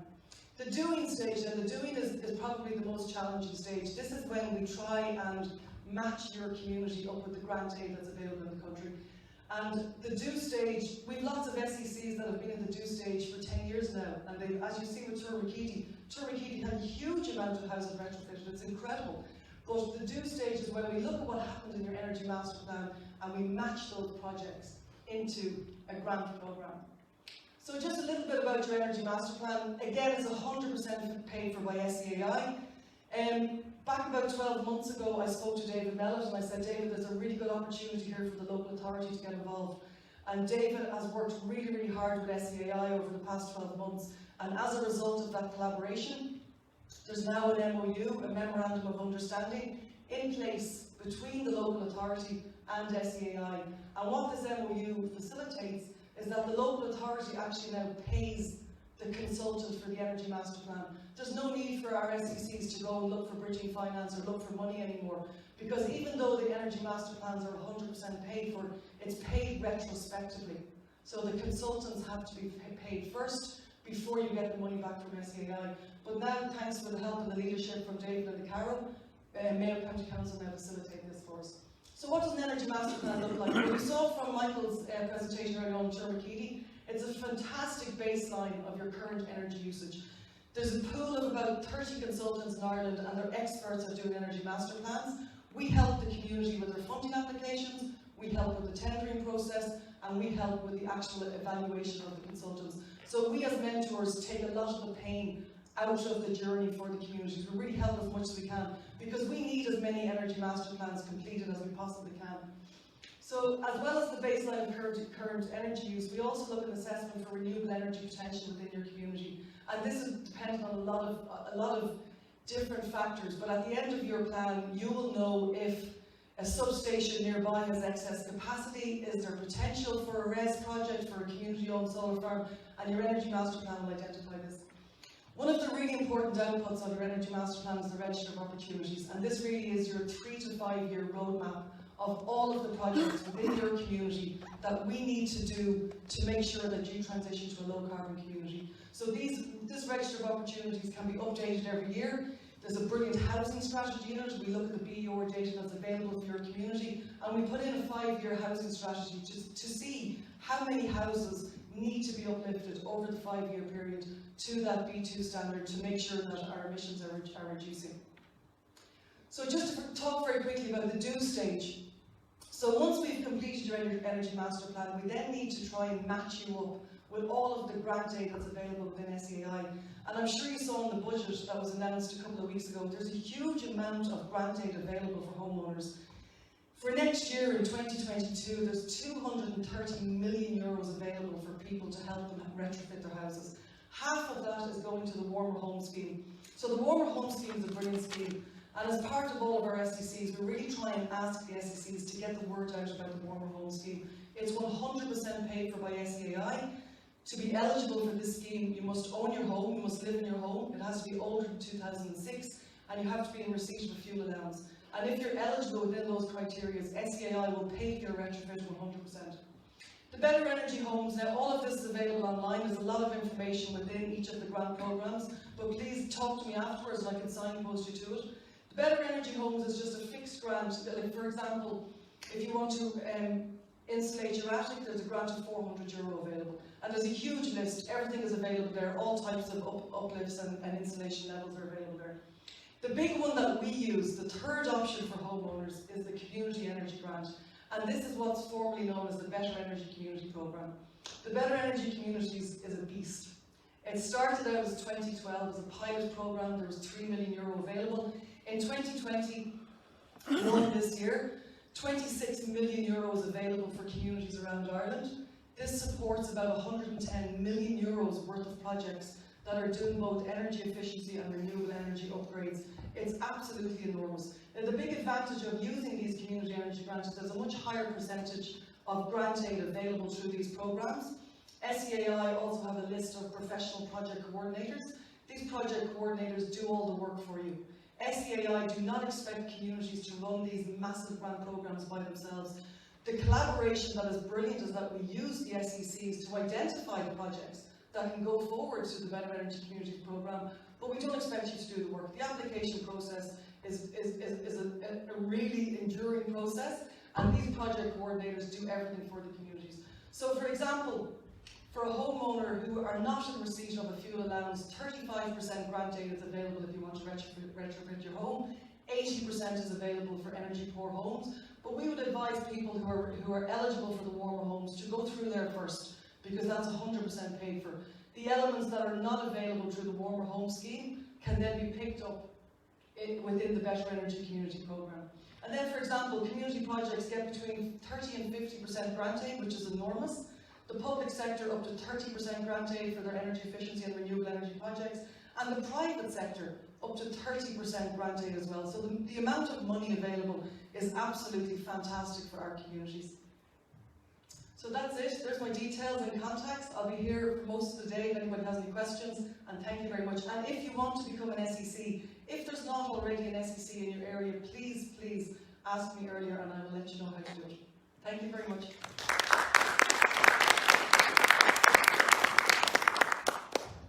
Thank you, Orla.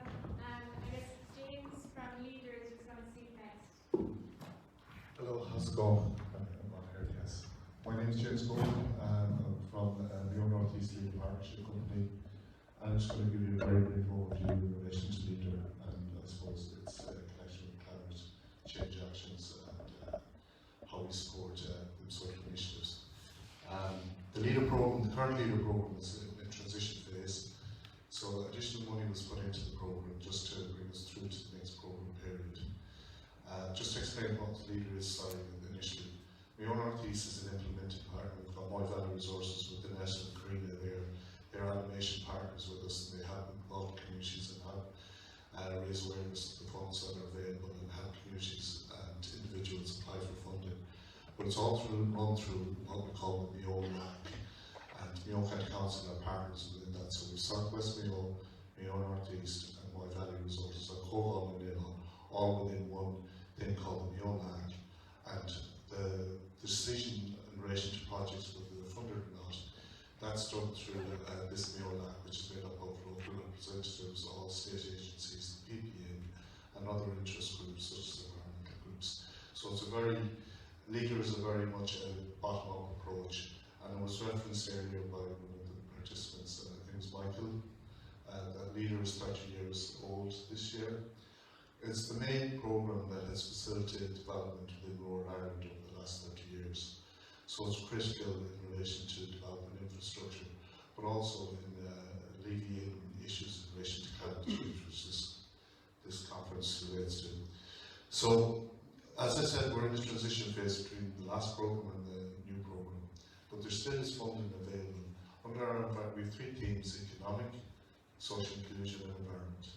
Under the environmental theme, we still have in the region of between 600,000 and 700,000 euros left, which isn't huge money, but it's sizable.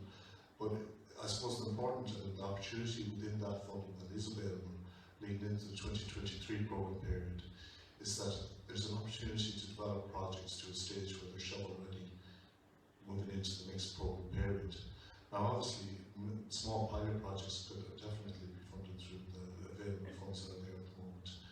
And an issue we have had, we've never had a problem getting projects for economic or social inclusion type projects like community centres and that.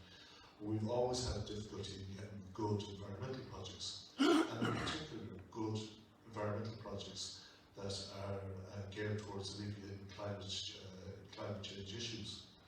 And that's why I'm here today to try and inform you that there is funding there, that there is an opportunity to apply to us. We have project officers throughout Mayo, through South West Mayo, Moy Valley Resources and Mayo North East, and we meet with any potential applicant. Unlike Orla's scheme, we cannot fund private individuals. That's, if you want your house retrofitted, you go to Orla. We do fund innovative projects, so we will be looking to hopefully fund the Ireland's Greenest Towns initiative. We've been in long discussions with Mark and Kevin. I don't know if they're on, they are, Kevin's there. So hopefully in the future we will be able to have fund that project. But the other type of projects that have been funded through Leader are the project in Mulranny through South West Mayo, the bicycle scheme that was referenced earlier on, that's been funded through Leader.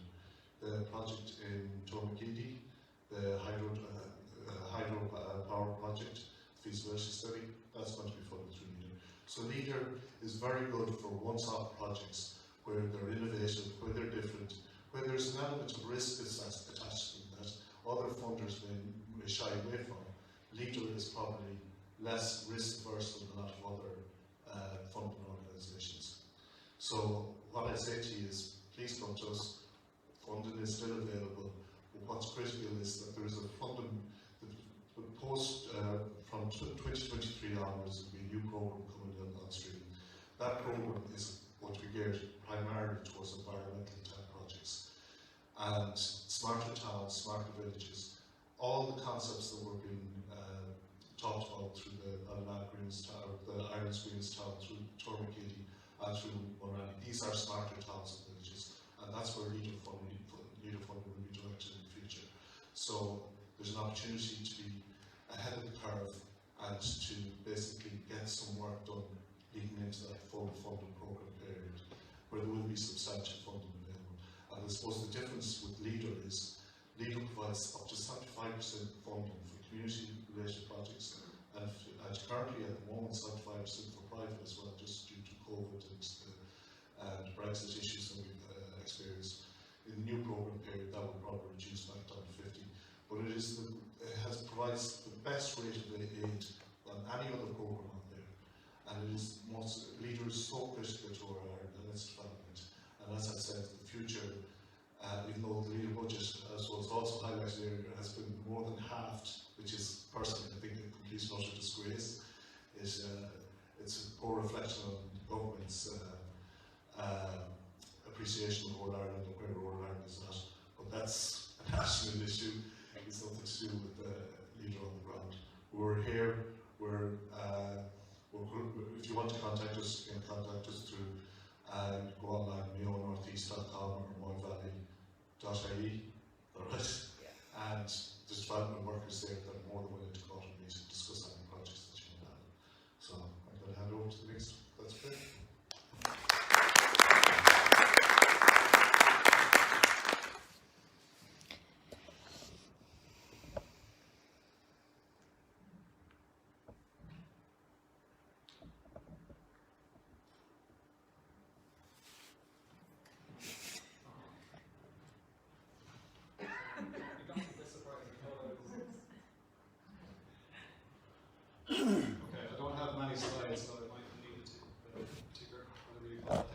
Okay, so I'm Gary Goggins and I'm working on a relatively new project called Wide Atlantic Nature.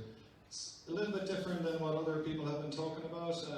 We're focused on conservation, nature conservation project with a particular focus on conservation and restoration of blanket bog in the northwest of Ireland. So the project started in January this year and it's funded under the European Life Programme, which funds environmental and climate projects right across Europe. They funded over 4,000 projects since 1992.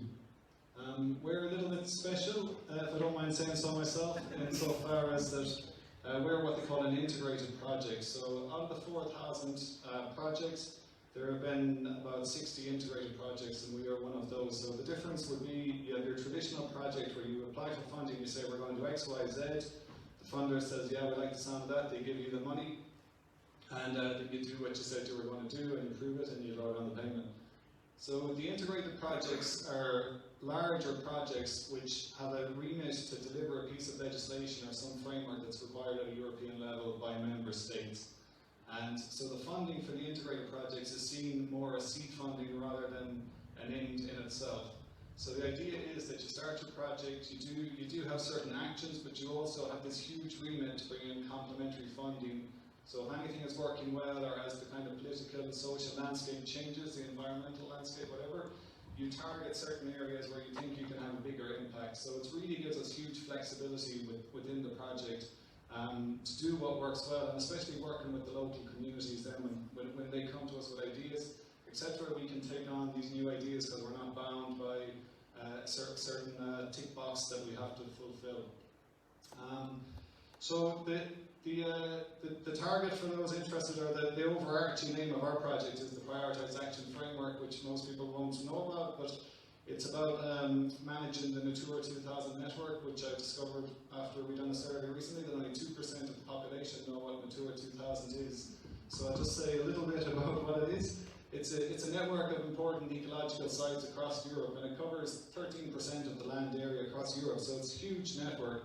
And it's made up of special areas of conservation, which are come under the Habitats Directive to protect important habitats across Europe, and the special protection areas which come under the Birds Directive, and they're designated to protect vulnerable and threatened bird species. So together the SAC and SEAI network forms the Natura 2000 network. So in particular we're looking at blanket bogs in the northwest of Ireland, so we've got 35 SAC sites in the northwest of Ireland. covering over 250,000 hectares. So it's a huge area, very rural area on the periphery. So in terms of peatlands and why they're important, so there was a lot of talk at COP26 about the importance of peatlands, and they're really coming on the radar now in terms of climate change and their importance there. And I guess the main reason is that they're huge carbon sinks. So peatlands cover about 3% of the world's surface, but they store somewhere between 25 and 30% of the carbon that's stored in the land. So peatlands store twice as much carbon as the Amazon rainforest around it, so they're extremely important. The problem is that we're losing peatlands at an extraordinary rate, and also a lot of our peatlands are in very bad condition. If the peatlands are degraded, they become carbon emitters rather than sequestering carbon. So if you've got perfectly intact, good peatlands that's growing, and peatland will grow at a rate of about 1 millimetre a year, so they're extremely slow to grow. But if you've got active peatland, it will sequester about 1/4 ton of carbon per hectare per year, and that's indefinitely, forever and ever, as it grows, this 1 mil per year. But degraded peatland, where you've got bare peat or where you've drained the peatland, etc., will emit about 6 tons of carbon per hectare per year. So there's a huge swing in terms of carbon there with peatlands. And so the problem with peatlands is okay, they can sequester, but the big problem is the emissions coming from peatlands as they're degraded. So it's really important that we see our peatlands differently and we start to conserve and restore our peatlands. So we've got a very wide-ranging project, which, being an integrated project, you've got lots of different agencies, different actors involved, and so the idea is that you've got all the main state agencies who are involved in managing these areas involved in the project. And I guess to come back to Kevin's point then, we would see ourselves as this kind of group in the middle that are somewhere between the top-down agencies that sit as partners on our project and then the communities that we work with. So we're a kind of an organisation that sits in the middle that can work with the communities, but also we've got very strong links with the policymakers, with the funders, etc., that we need to get work done on the ground. So I'll just show you on the next slide some of the activities that we're involved in. So we've got about 75 actions, and you can kind of summarise them under these 3 different categories, which are land and ecosystem management, which is very important, but also this capacity building aspect, which is extremely important, and the education and awareness. So if people don't appreciate peatlands or aren't aware of their importance, etc., you're not going to want to conserve them. So that buy-in is very important. So Saskia talked about some of the things we're working with Mulranny with there, but just a few of the things we're doing is looking at invasive species control, such as rhododendron, which is very invasive, loves the acidic soil in the peatlands. We're looking at tree shrub management, drain blocking. Peatlands need to be wet in order for them to be active. So you've got to, re-wetting peatlands is a huge piece of work to be done there. Fencing, fencing is okay, but you need the right fencing in the right place. Voluntary land management activities, that's where we work with farmers and landowners to get involved in restoration and conservation activities. And this idea of the baseline assessment and monitoring what's happening, the importance is mentioned several times, so we've got a huge ecosystem monitoring and evaluation program, but what we're very conscious of is we can collect good data, strong data, and you can build a case for support, etc., but what do we do with that data is the important thing, So as we say, the last thing we want is a bunch of ecologists going out the hills with clipboards and collecting loads of data and then heading off and doing what with it, there's got to be some impact, like to what end are you collecting the data is very important. So there has to be, you have to be able to do something with that data that's of benefit for the environment, for the people, for the local communities, etc. Otherwise you're wasting your time. So we're putting a lot of effort into that data collection and saying, well, how can we best use this data when we have it? A huge piece of work we're doing this year is the agri-environment scheme with farmers. So we are working with farmers on a results-based program where we do an ecological assessment of the quality of the land, and then a farmer gets paid a rate that corresponds with the environmental quality of the land. So the higher the score the farmer gets, the higher the rate of payment. So if a farmer has been farming with nature, or farming very environmentally friendly way, we come out and do an assessment, they score really high, then they get a high payment. So we reward good practice in the past, as well as incentivizing new farming methods and farming with nature going into the future as well.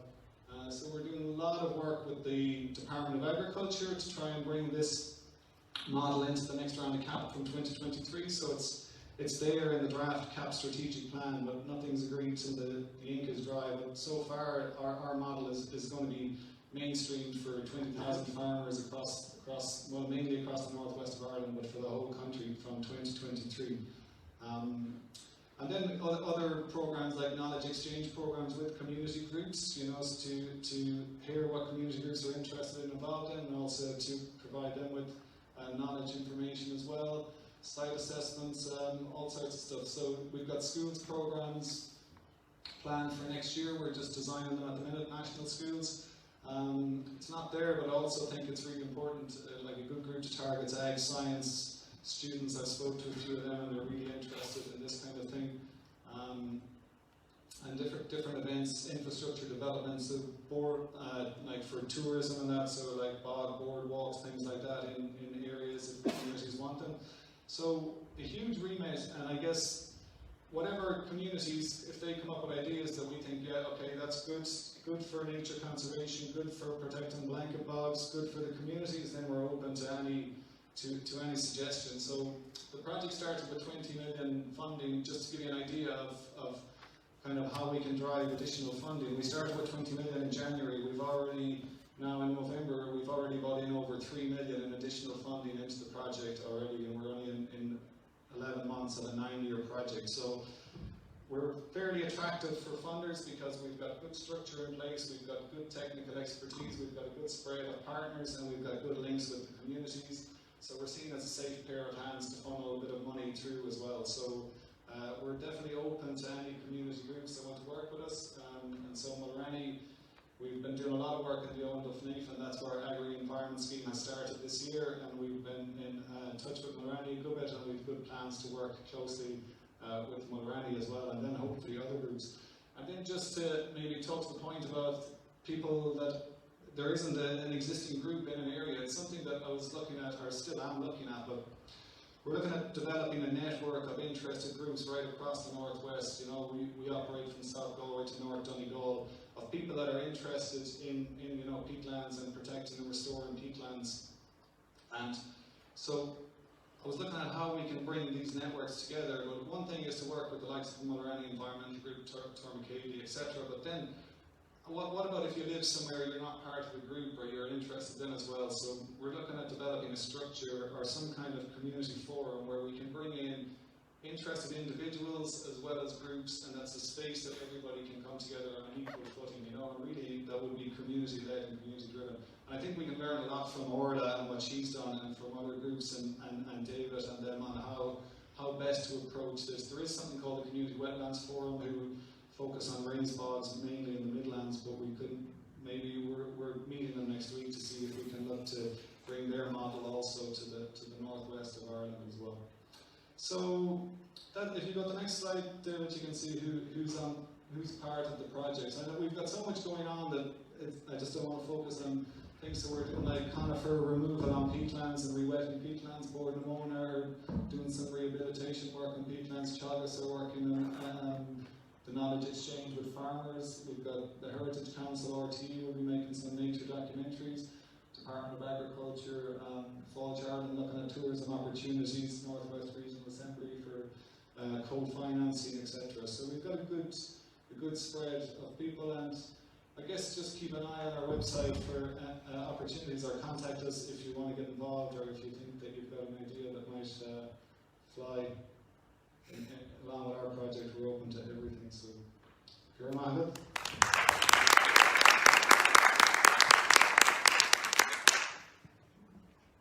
Sorry, Gary, can you just clarify how many tons involved in this if it's not functioning properly?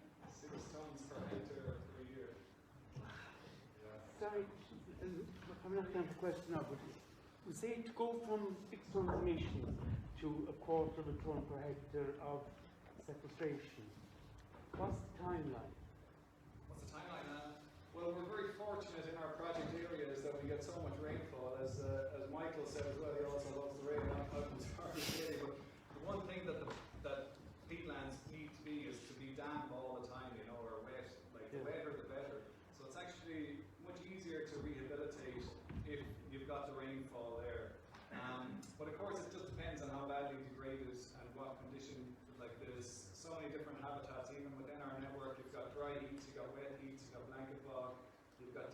excessive heat. You've got different hydrological conditions, so there's no definitive answer there, but bog will restore very quickly if the conditions are right. If it's going to be wet all the time, and you can keep the water on land,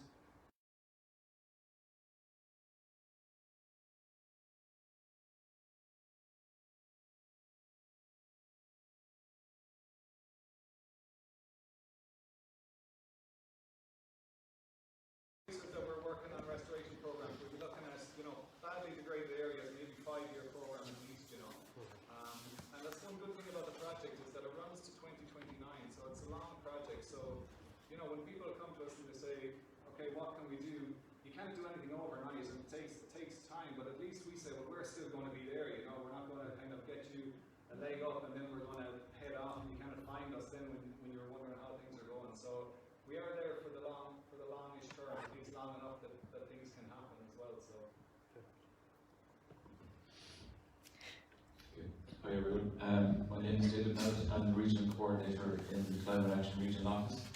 Just mentioned a few times today, and presuming very few of you know what the office is, so I'll give you a quick overview of it. I've only 3 slides, I'm conscious it's 1 o'clock, so we'll keep it very quick, and I've kept a bit on where the funding is to the very end, just to keep your interest there. So our office is one of 4 offices that was set up by the local authority sector in late 2018. So there's a growing role for local authorities to support climate action, and we're seeing that in national policy. And the sector as a whole kind of acknowledge this, and they have the ambition to get into the space and lead this. So also they acknowledge that we need to build capacity and help coordinate this action, because it is quite a broad area, climate action. It touches on every element of our life, and it's quite a complex area, so we need to be able to link in with the experts and develop partnerships to deliver effective climate action locally. So our 4 offices, as I say, have been set up. We're in the Atlantic Seaboard North office, and we're hosted in Mayo County Council, so we're part of the local authority sector. And we're there primarily to support the local authorities, who in turn support action at the local level through the local communities. So we're very much there to build capacity and help the local authorities build their own capacity and coordinate regional action, and also to be a link back to national agencies and national government departments to relay what the issues are on the ground and help develop supports to get over the barriers that are there at a local level. So just building on the ambition that's there within the sector, as I said, climate action is very broad. It touches on every element of our life, and to try and put a framework around that, the sector published a strategy around how we can work with our communities and deliver and mobilise climate action. And it's about leveraging the capabilities and reach and resources that we have within the sector already to effectively lead and coordinate climate action. So there's a lot of talk about resources. We need resources, and no matter what the project is, everyone's going to be looking for more resources. So there's an acknowledgement that we need some resources. But we have 28,000 staff in the sector. We've nearly 950 elected members. What we're trying to do is align them and all their functions, and we deliver over 1,000 functions at a community level, that all of them are aligned and mandated to deliver climate action, not just as an add-on, but as a foundation of what we do things going forward. So we're building capacity within the sector. So there's been talk about we need local authorities to work with communities on climate action. That is definitely the case, and Laura mentioned the business case that has gone up to get community offers to do that. But there are communities that are at different levels of engagement with climate action, and what we're looking for example, is our community officers, whether they're talking to them about general community development. Climate action is at the heart of how that community are going to develop. Similarly, when we're talking about roads projects, roads engineers, we want them now to be thinking about what the implications are for that road project, both from a climate risk point of view, but also from a carbon, that we're, are we locking our next generation into being dependent on cars and the carbon being emitted from that. And we're already seeing that at national level from policy.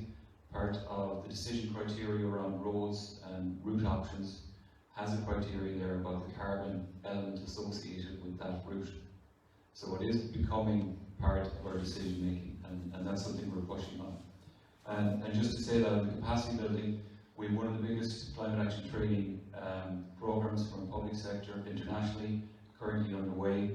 At the minute we have over 10,000 staff trained on climate action and how to embed it into their policies, as well as senior management team and elected members on the leadership and the role local authorities have on delivering climate action and working with the communities. So that's the overall vision for our strategy, and we've broken it down into 6 kind of key areas: fostering governance, leadership and partnerships. So this is about embedding it in every department in the local authority. Nora mentioned it. We need to pull it out of the environment section or that corner office. It starts with the chief executive, senior management team, and every single department in the local authority are responsible for this. And in the local authorities, they now have climate action teams with heads of functions sitting on those, that we're all coming together. And I know Laura and her team have a path forward to nearly every department and municipal district, banging that drum. You know, anytime there's a new policy coming out, can we drive climate action in here in this? Partnership is an important part of this, and it's throughout all the other actions there, and it's mentioned a lot here, that we cannot do this together, communities can't do it together on their own, local authorities can't do it on their own. It's about partnership, it's about understanding what the issues are at a local level and connecting the experts and the funding sources and the supports together and delivering what we need to do. Moving on to the second one then, carbon emissions and energy efficiency. This action purely focused on our own targets, and was mentioned earlier, the 33% we had for 2020. It's now moved to 50% energy efficiency and a new target of a 50% reduction in carbon as well. So this is the local authorities working to reduce their own emissions. And from that, there's going to be learnings that we can bring to the communities as well as some of the projects we will be delivering. We can deliver them in partnership with local authorities. So for example, some of our retrofit or social housing stock, what we need to be getting to is that we're in the community and trying to aggregate the private sector households with our retrofits, and maybe for us to actually manage that project and deliver it collectively. Moving on to the third one there, climate adaptation, the second half of climate action, which is often forgotten about in discussions. And you know, with COP that was on, was all about the targets, and people sometimes forget why we're actually need to change. It's because the climate is changing, and adaptation is a critical element of climate action. And I would say for a small country like ourselves, it's something that we need to be focused on a little bit more. And just to turn around the title of today's kind of event, Global Action, Global Impact. It's global in action that is going to impact locally, and that is going to require us to adapt and build resilience to those changes. And that's why it's important that it's a separate one there. So as a sector, we have our own adaptation strategies, that we have to adapt our own functions, as well as support the national agencies implement those actions on the ground, but also crucially to work with our communities to build resilience within those communities. And I'm glad to see that there's a representative from Leader here, because we're working with them at the minute on developing community resilience programs, which we hope to see be rolled out in the new year. Moving on then, probably what's more relevant to today's event is kind of mobilising climate action in the local communities. So this starts with our own policies, so that every one of our policies, be structural programs down to community development programs, that they're all aligned with this fundamental goal of climate action being a key pillar of what we're doing. From there, it's working with local communities, and even from today, we can see from the speakers earlier, some communities are further down the track on this than others, and we got a sense of that from some of the questions. So it's understanding what the issues are at that local level and putting in the necessary support, be it starting with the awareness piece, empowering the communities, right through to actually putting the supports in place. And the initiatives like the Decarbonising zones and the network that has been created now between Mayo County Council and the communities is going to be a great platform, I think, for mobilising the communities, understanding what the barriers are, and putting in tools and supports in place to try and lessen those barriers and get us to where we want to go. Similarly with enterprise, Enterprise have a role here as well in decarbonising, and the local authorities, through our own purchasing power, can help create the market for enterprise to move into the space. It's also worth mentioning as well, we've talked a lot about challenges, and every challenge is an opportunity for someone. So we need to support our enterprise, develop those tools and supports to address those challenges. And through the LEOs, there's various funding schemes and a lot of supports as well to try and nurture those new enterprises. And all of this then has to be done in a just and fair way. That firstly, that we bring all of our society along this journey, and we identify which parts of our society is going to be affected by climate policy, but also by climate change itself. And local authorities are well placed with their links with the communities to understand where those vulnerabilities are, and to be a voice for the communities at national level and put those supports in place. And it's already happening in the Midlands with the Port and Mona move to green, and there's a lot of supports there in the Just Transition Fund, so we're going to see more of that over the coming years. So that's kind of the role of local authorities and where we are. That's the strategy we have this year. Next year, we're under the new legislation, there's a climate action plan to be developed by the local authorities, and there'll be public consultation on that. So that is putting these strategies into actionable plans on the ground at a local level. So what is meaningful for the local communities. So getting to the funding bit, I suppose just to start on this, it's such a broad area, and there's been a lot of different funds already mentioned. So it's quite complex to be able to find out where they are and then to access them. So just as a starting point, and I mentioned about embedding climate action across our policy, it's about changing how we're spending our money already, and it's about putting climate action as a starting point of how we're making decisions. It should be the foundation of what we're doing going forward. So it's across all our funding streams, and we're certainly implementing that through policies at the local authority level and the various programs that we have. But there are obviously funding streams dedicated to climate action. And I remember talking to a former chief executive on the East Coast last year who got a lot of money for different projects. And I kind of asked him what the secret was, and he just kind of said, well, you follow where the money is. And there's a lot of funding streams coming out, particularly around active travel, and they went after those. But it is such a broad area of climate change, and it was interesting to hear today, particularly the Ballina group. Their vision is not just around climate action and emission reduction. They're talking about building stronger communities, better places to congregate within the town, better places to live and work. So that's a vision everyone can get behind, whether you're engaged with climate action or not.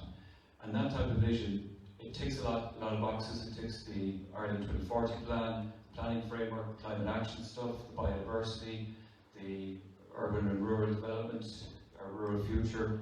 So developing projects like that opens up huge avenues of funding streams. So for me, I think it's to get the project right. If the project is robust enough, from a euro spent, carbon saved, we'll figure out together how we fund it, because there is a lot of funding streams out there. So I'd start with that, get the project right, and we'll figure out how to fund it. But as I said, there is specific funding streams, and the one I'm just going to talk about today, because there's a call due to be open, is the Climate Action Fund. So there's 500 million in the government budget up to 2027 under the Climate Action Fund. There's a number of tranches to this fund. There's projects of a large scale, anything over 1 million, and there was an initial call back in 2019 for those. So they're more geared at the larger organisations and larger projects. And again, this is something our 5 local authorities are looking to develop, that as a group of 5, we can aggregate our projects to get into that level of funding and leverage our 5 budgets to try and get into that. But I think for this group, it's probably not the one we're looking at. So it's the Community Climate Action Fund, which the Minister launched earlier this week, or announced. And again, there's a number of strands to this. So over the next 3 years, there'll be 60 million under the Community Climate Action Fund. And and that's split down under a number of different pillars. So it'll be delivered over two phases, each 18 months. So 30 million over the first 18 months. Some of that has already been allocated. There was a million allocated on the Creative Ireland Fund. So we're trying to use the art and culture to try and build awareness and engage with people at a different level than the standard way. So there was a number of applications from the region, and Ballina were one of the successful ones with their Ripple project. There's another one in Galway City, it's quite an interesting one as well.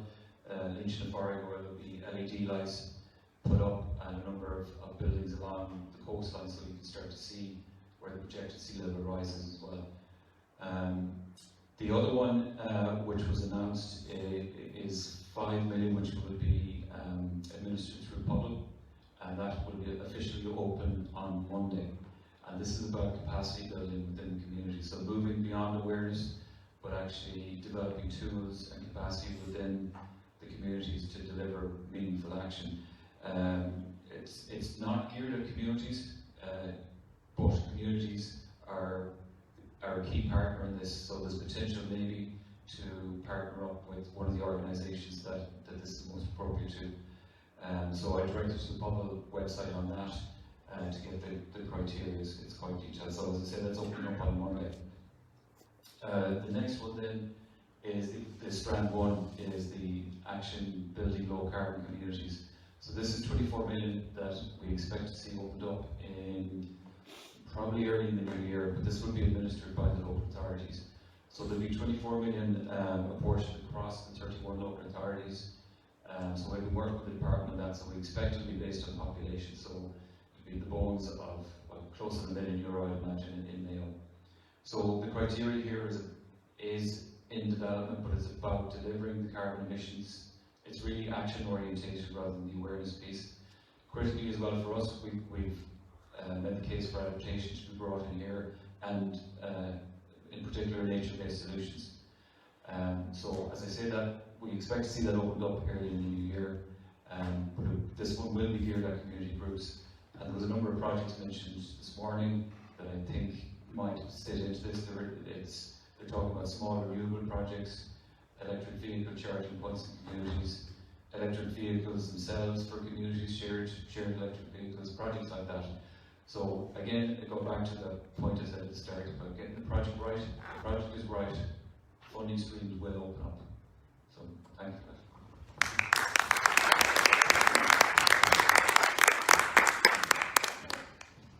So I just want to thank all the speakers. I know we ran almost an hour over, but I guess in some ways that's good because there's so much to say, so much to talk about, and so much enthusiasm. But we might try and keep the Q&A really short, if that's okay, because I think we will do this again, and hopefully we will do it maybe again in spring, and the COVID numbers might be less than that. So, because I know there were people that couldn't come travel today because of that reason. So I'm going to ask one question that came in online, and then if there's any other questions from the audience. But I think we'll continue with this networking, and we'll continue sending the information out and working together with the PPN. So this is just the beginning. So the question that came in online is, have all the projects been successful, and is there follow-up on them? So I'm not exactly sure who that's aimed at, but Orla, maybe each of you could talk a little bit about some projects and if they've been successful, and is there follow-up on them? Yes, so the majority of projects that are funded are absolutely successful.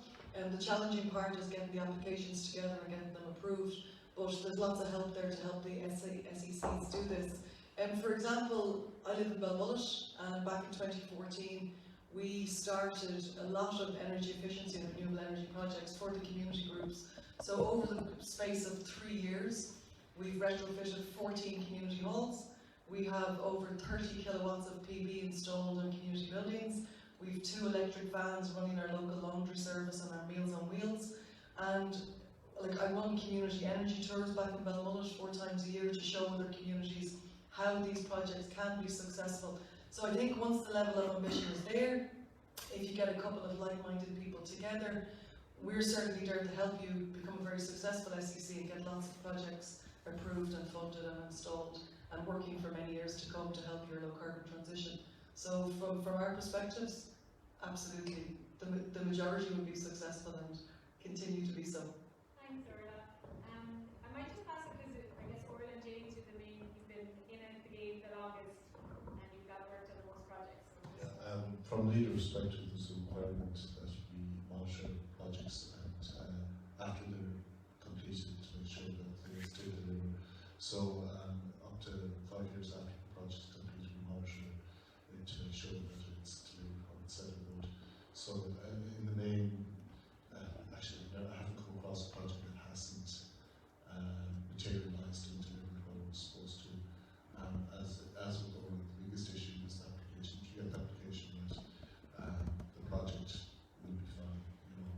So there can be variations of what's being delivered, but in the main, you know, projects, the effort that goes through putting an application and going through the whole process, there's a drive and ambition there that ensures the project will be delivered.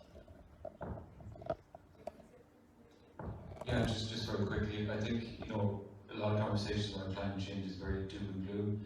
There's a lot of very positive actions being delivered at the community level, and just to put a plug to the climate action signage that was launched last week, or yesterday, you know, it's a good example of being able to communicate the projects that are being delivered at the community level. And I think we need to get better at communicating those good projects, both, you know, to keep the message positive, but also to share it across our communities, that they can possibly replicate it in their own communities.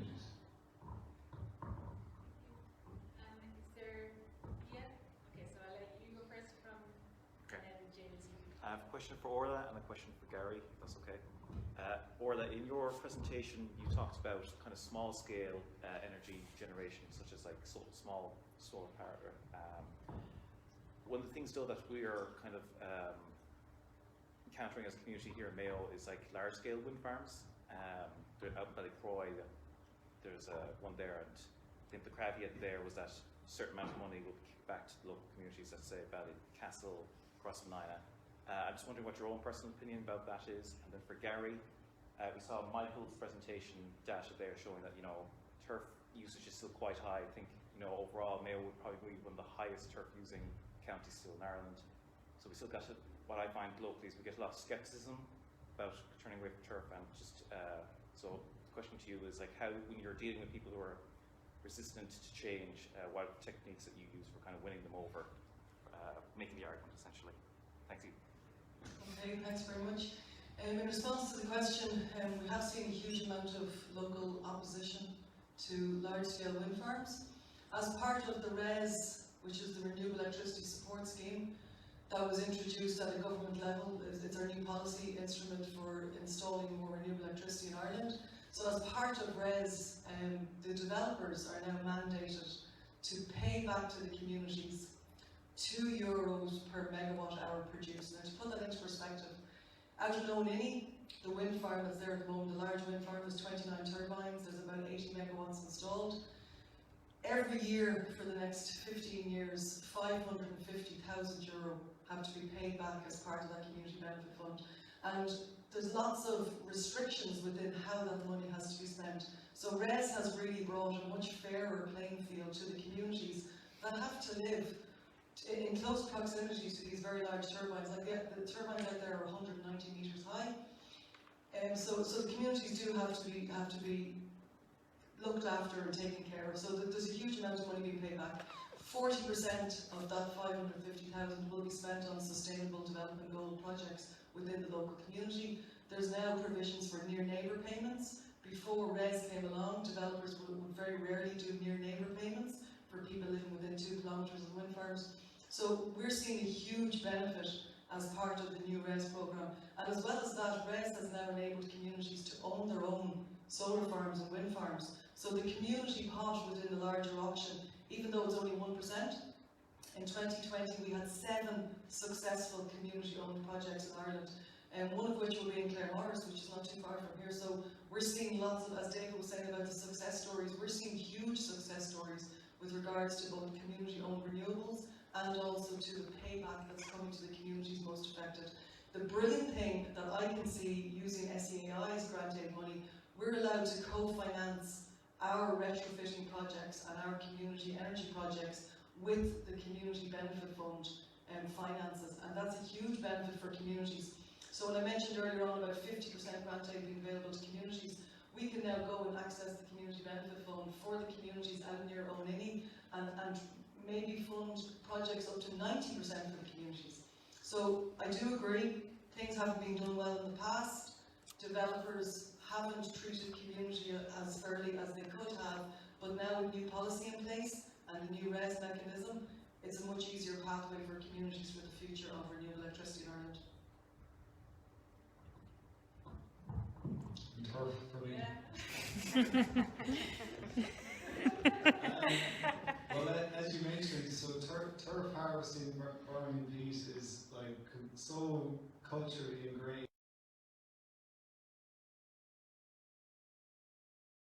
Stop in the lifetime of our project, and I wouldn't be under any illusion to think that it's something that we can stop within our project. But what we can try and do, and what needs to happen, is to provide people with alternatives so that they don't actually need to burn peat. And then at the same time, you've got all this climate awareness, etc. And if people are more educated about the value of peatlands for storing carbon, about, you know, a soft turf's like 100 mil thick, whatever, that's 100 years to grow that, it's burnt in 5 minutes in the evening, you know.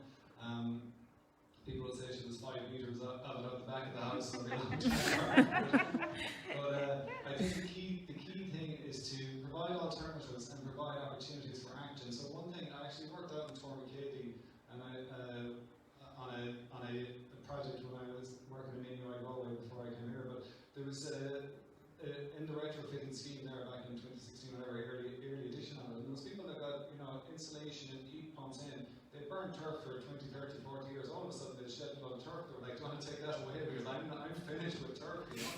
And they were delighted to move away with it because turf's quite a dirty fuel. And even in the house, you know, it's so many ashes, bringing out the ashes and blowing around the house. And the heat output out of turf isn't great. But so if you've got a heat pumps for retrofitting homes, then you don't need to burn turf. So then you just move away that way. So one thing that we have talked about looking at in our project is providing, maybe working with Quilcha, who you know, loads of forestry planted in places there never should have been forestry planted on peatlands, and looking at maybe clearing some of that and taking the turf and giving that to the local community, so that if you were cutting turf now, you can get X amount of trailer loads of timber, you know, make sure it's seasoned in that per year, so that there's an alternative there for people. I guess another strategy we have is built into our agri-environment scheme, where I said that we do an ecological assessment of the land, and the higher you score, the higher you get paid. But in that assessment, if you're putting turf in a plot of land, you're not going to get a payment related to that. Okay, you'll lose like 3 points out of 10, but there'll be other issues. So it's highly unlikely that plot of land will be worth any payment in the agri-environment scheme. So you can look at how much you're saving on turf or whatever per year, and then look at how much you could get from the likes of our scheme, agri-environment scheme, if you stop cutting turf and then you were to receive a results-based payment, and maybe it balances out and doesn't make economic sense to burn peat anymore, along with all the other stuff, the education, awareness, etc. that's going on in the background.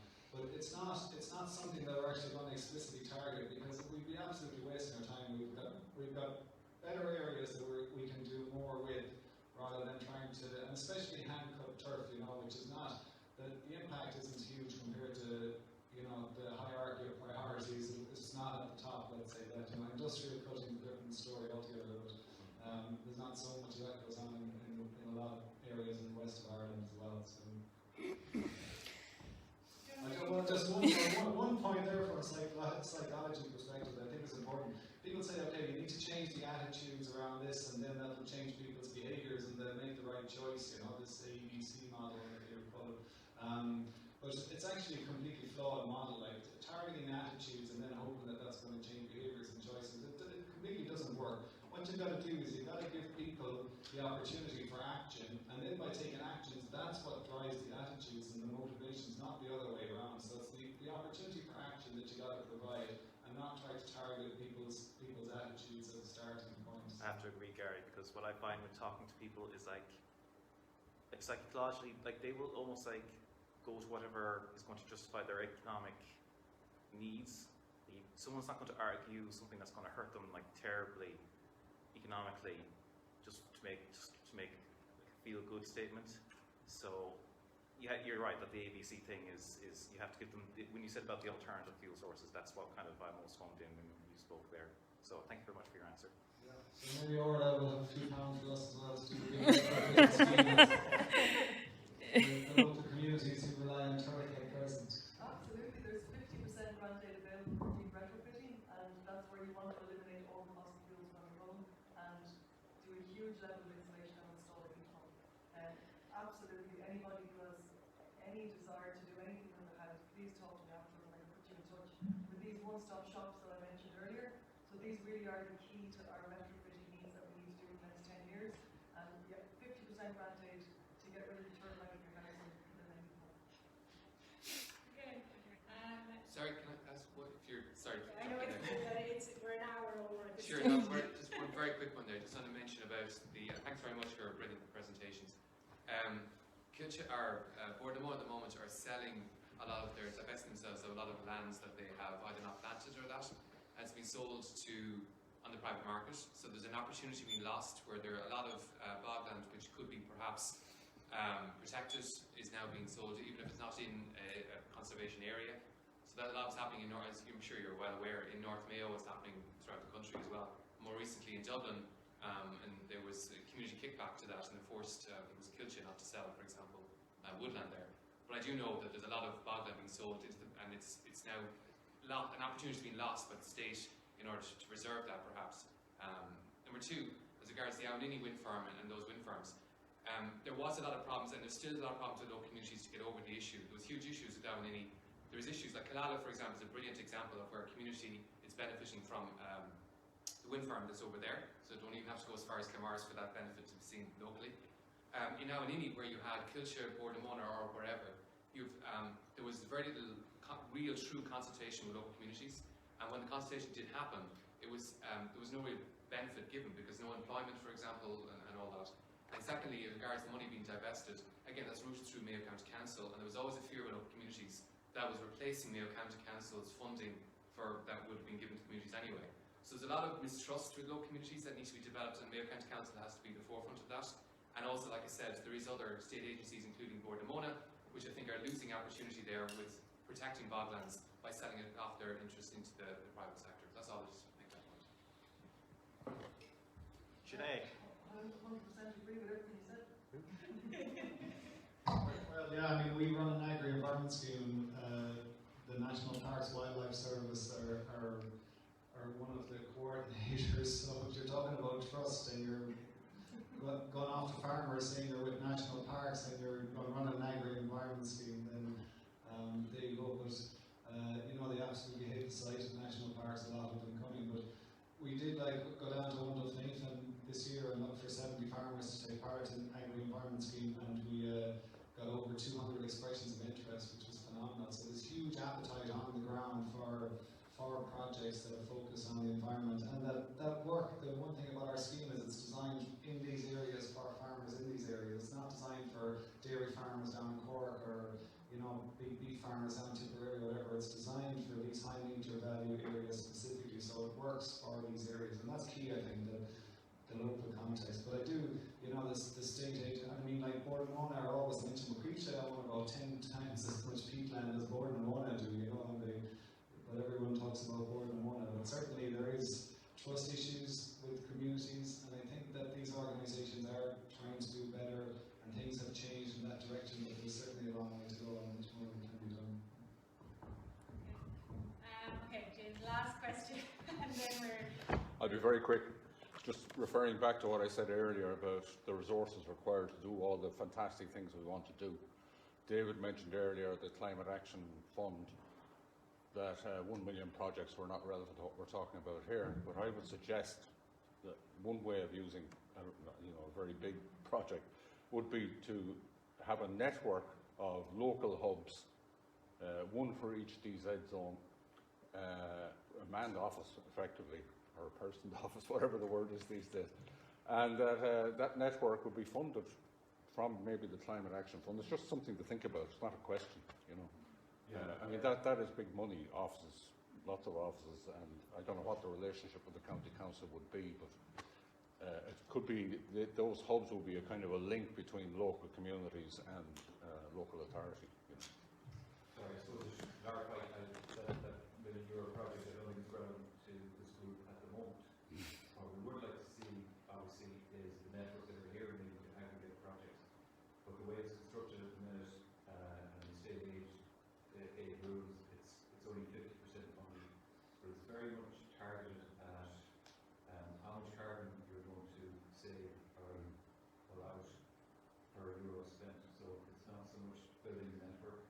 I think there's other fundings and supports that help that. But once we get to that stage, it's good to know that type of funding there. Okay. So Ballina, I think it was a great session, and even the fact that we ran over by an hour shows that there is a lot of enthusiasm and interest in this.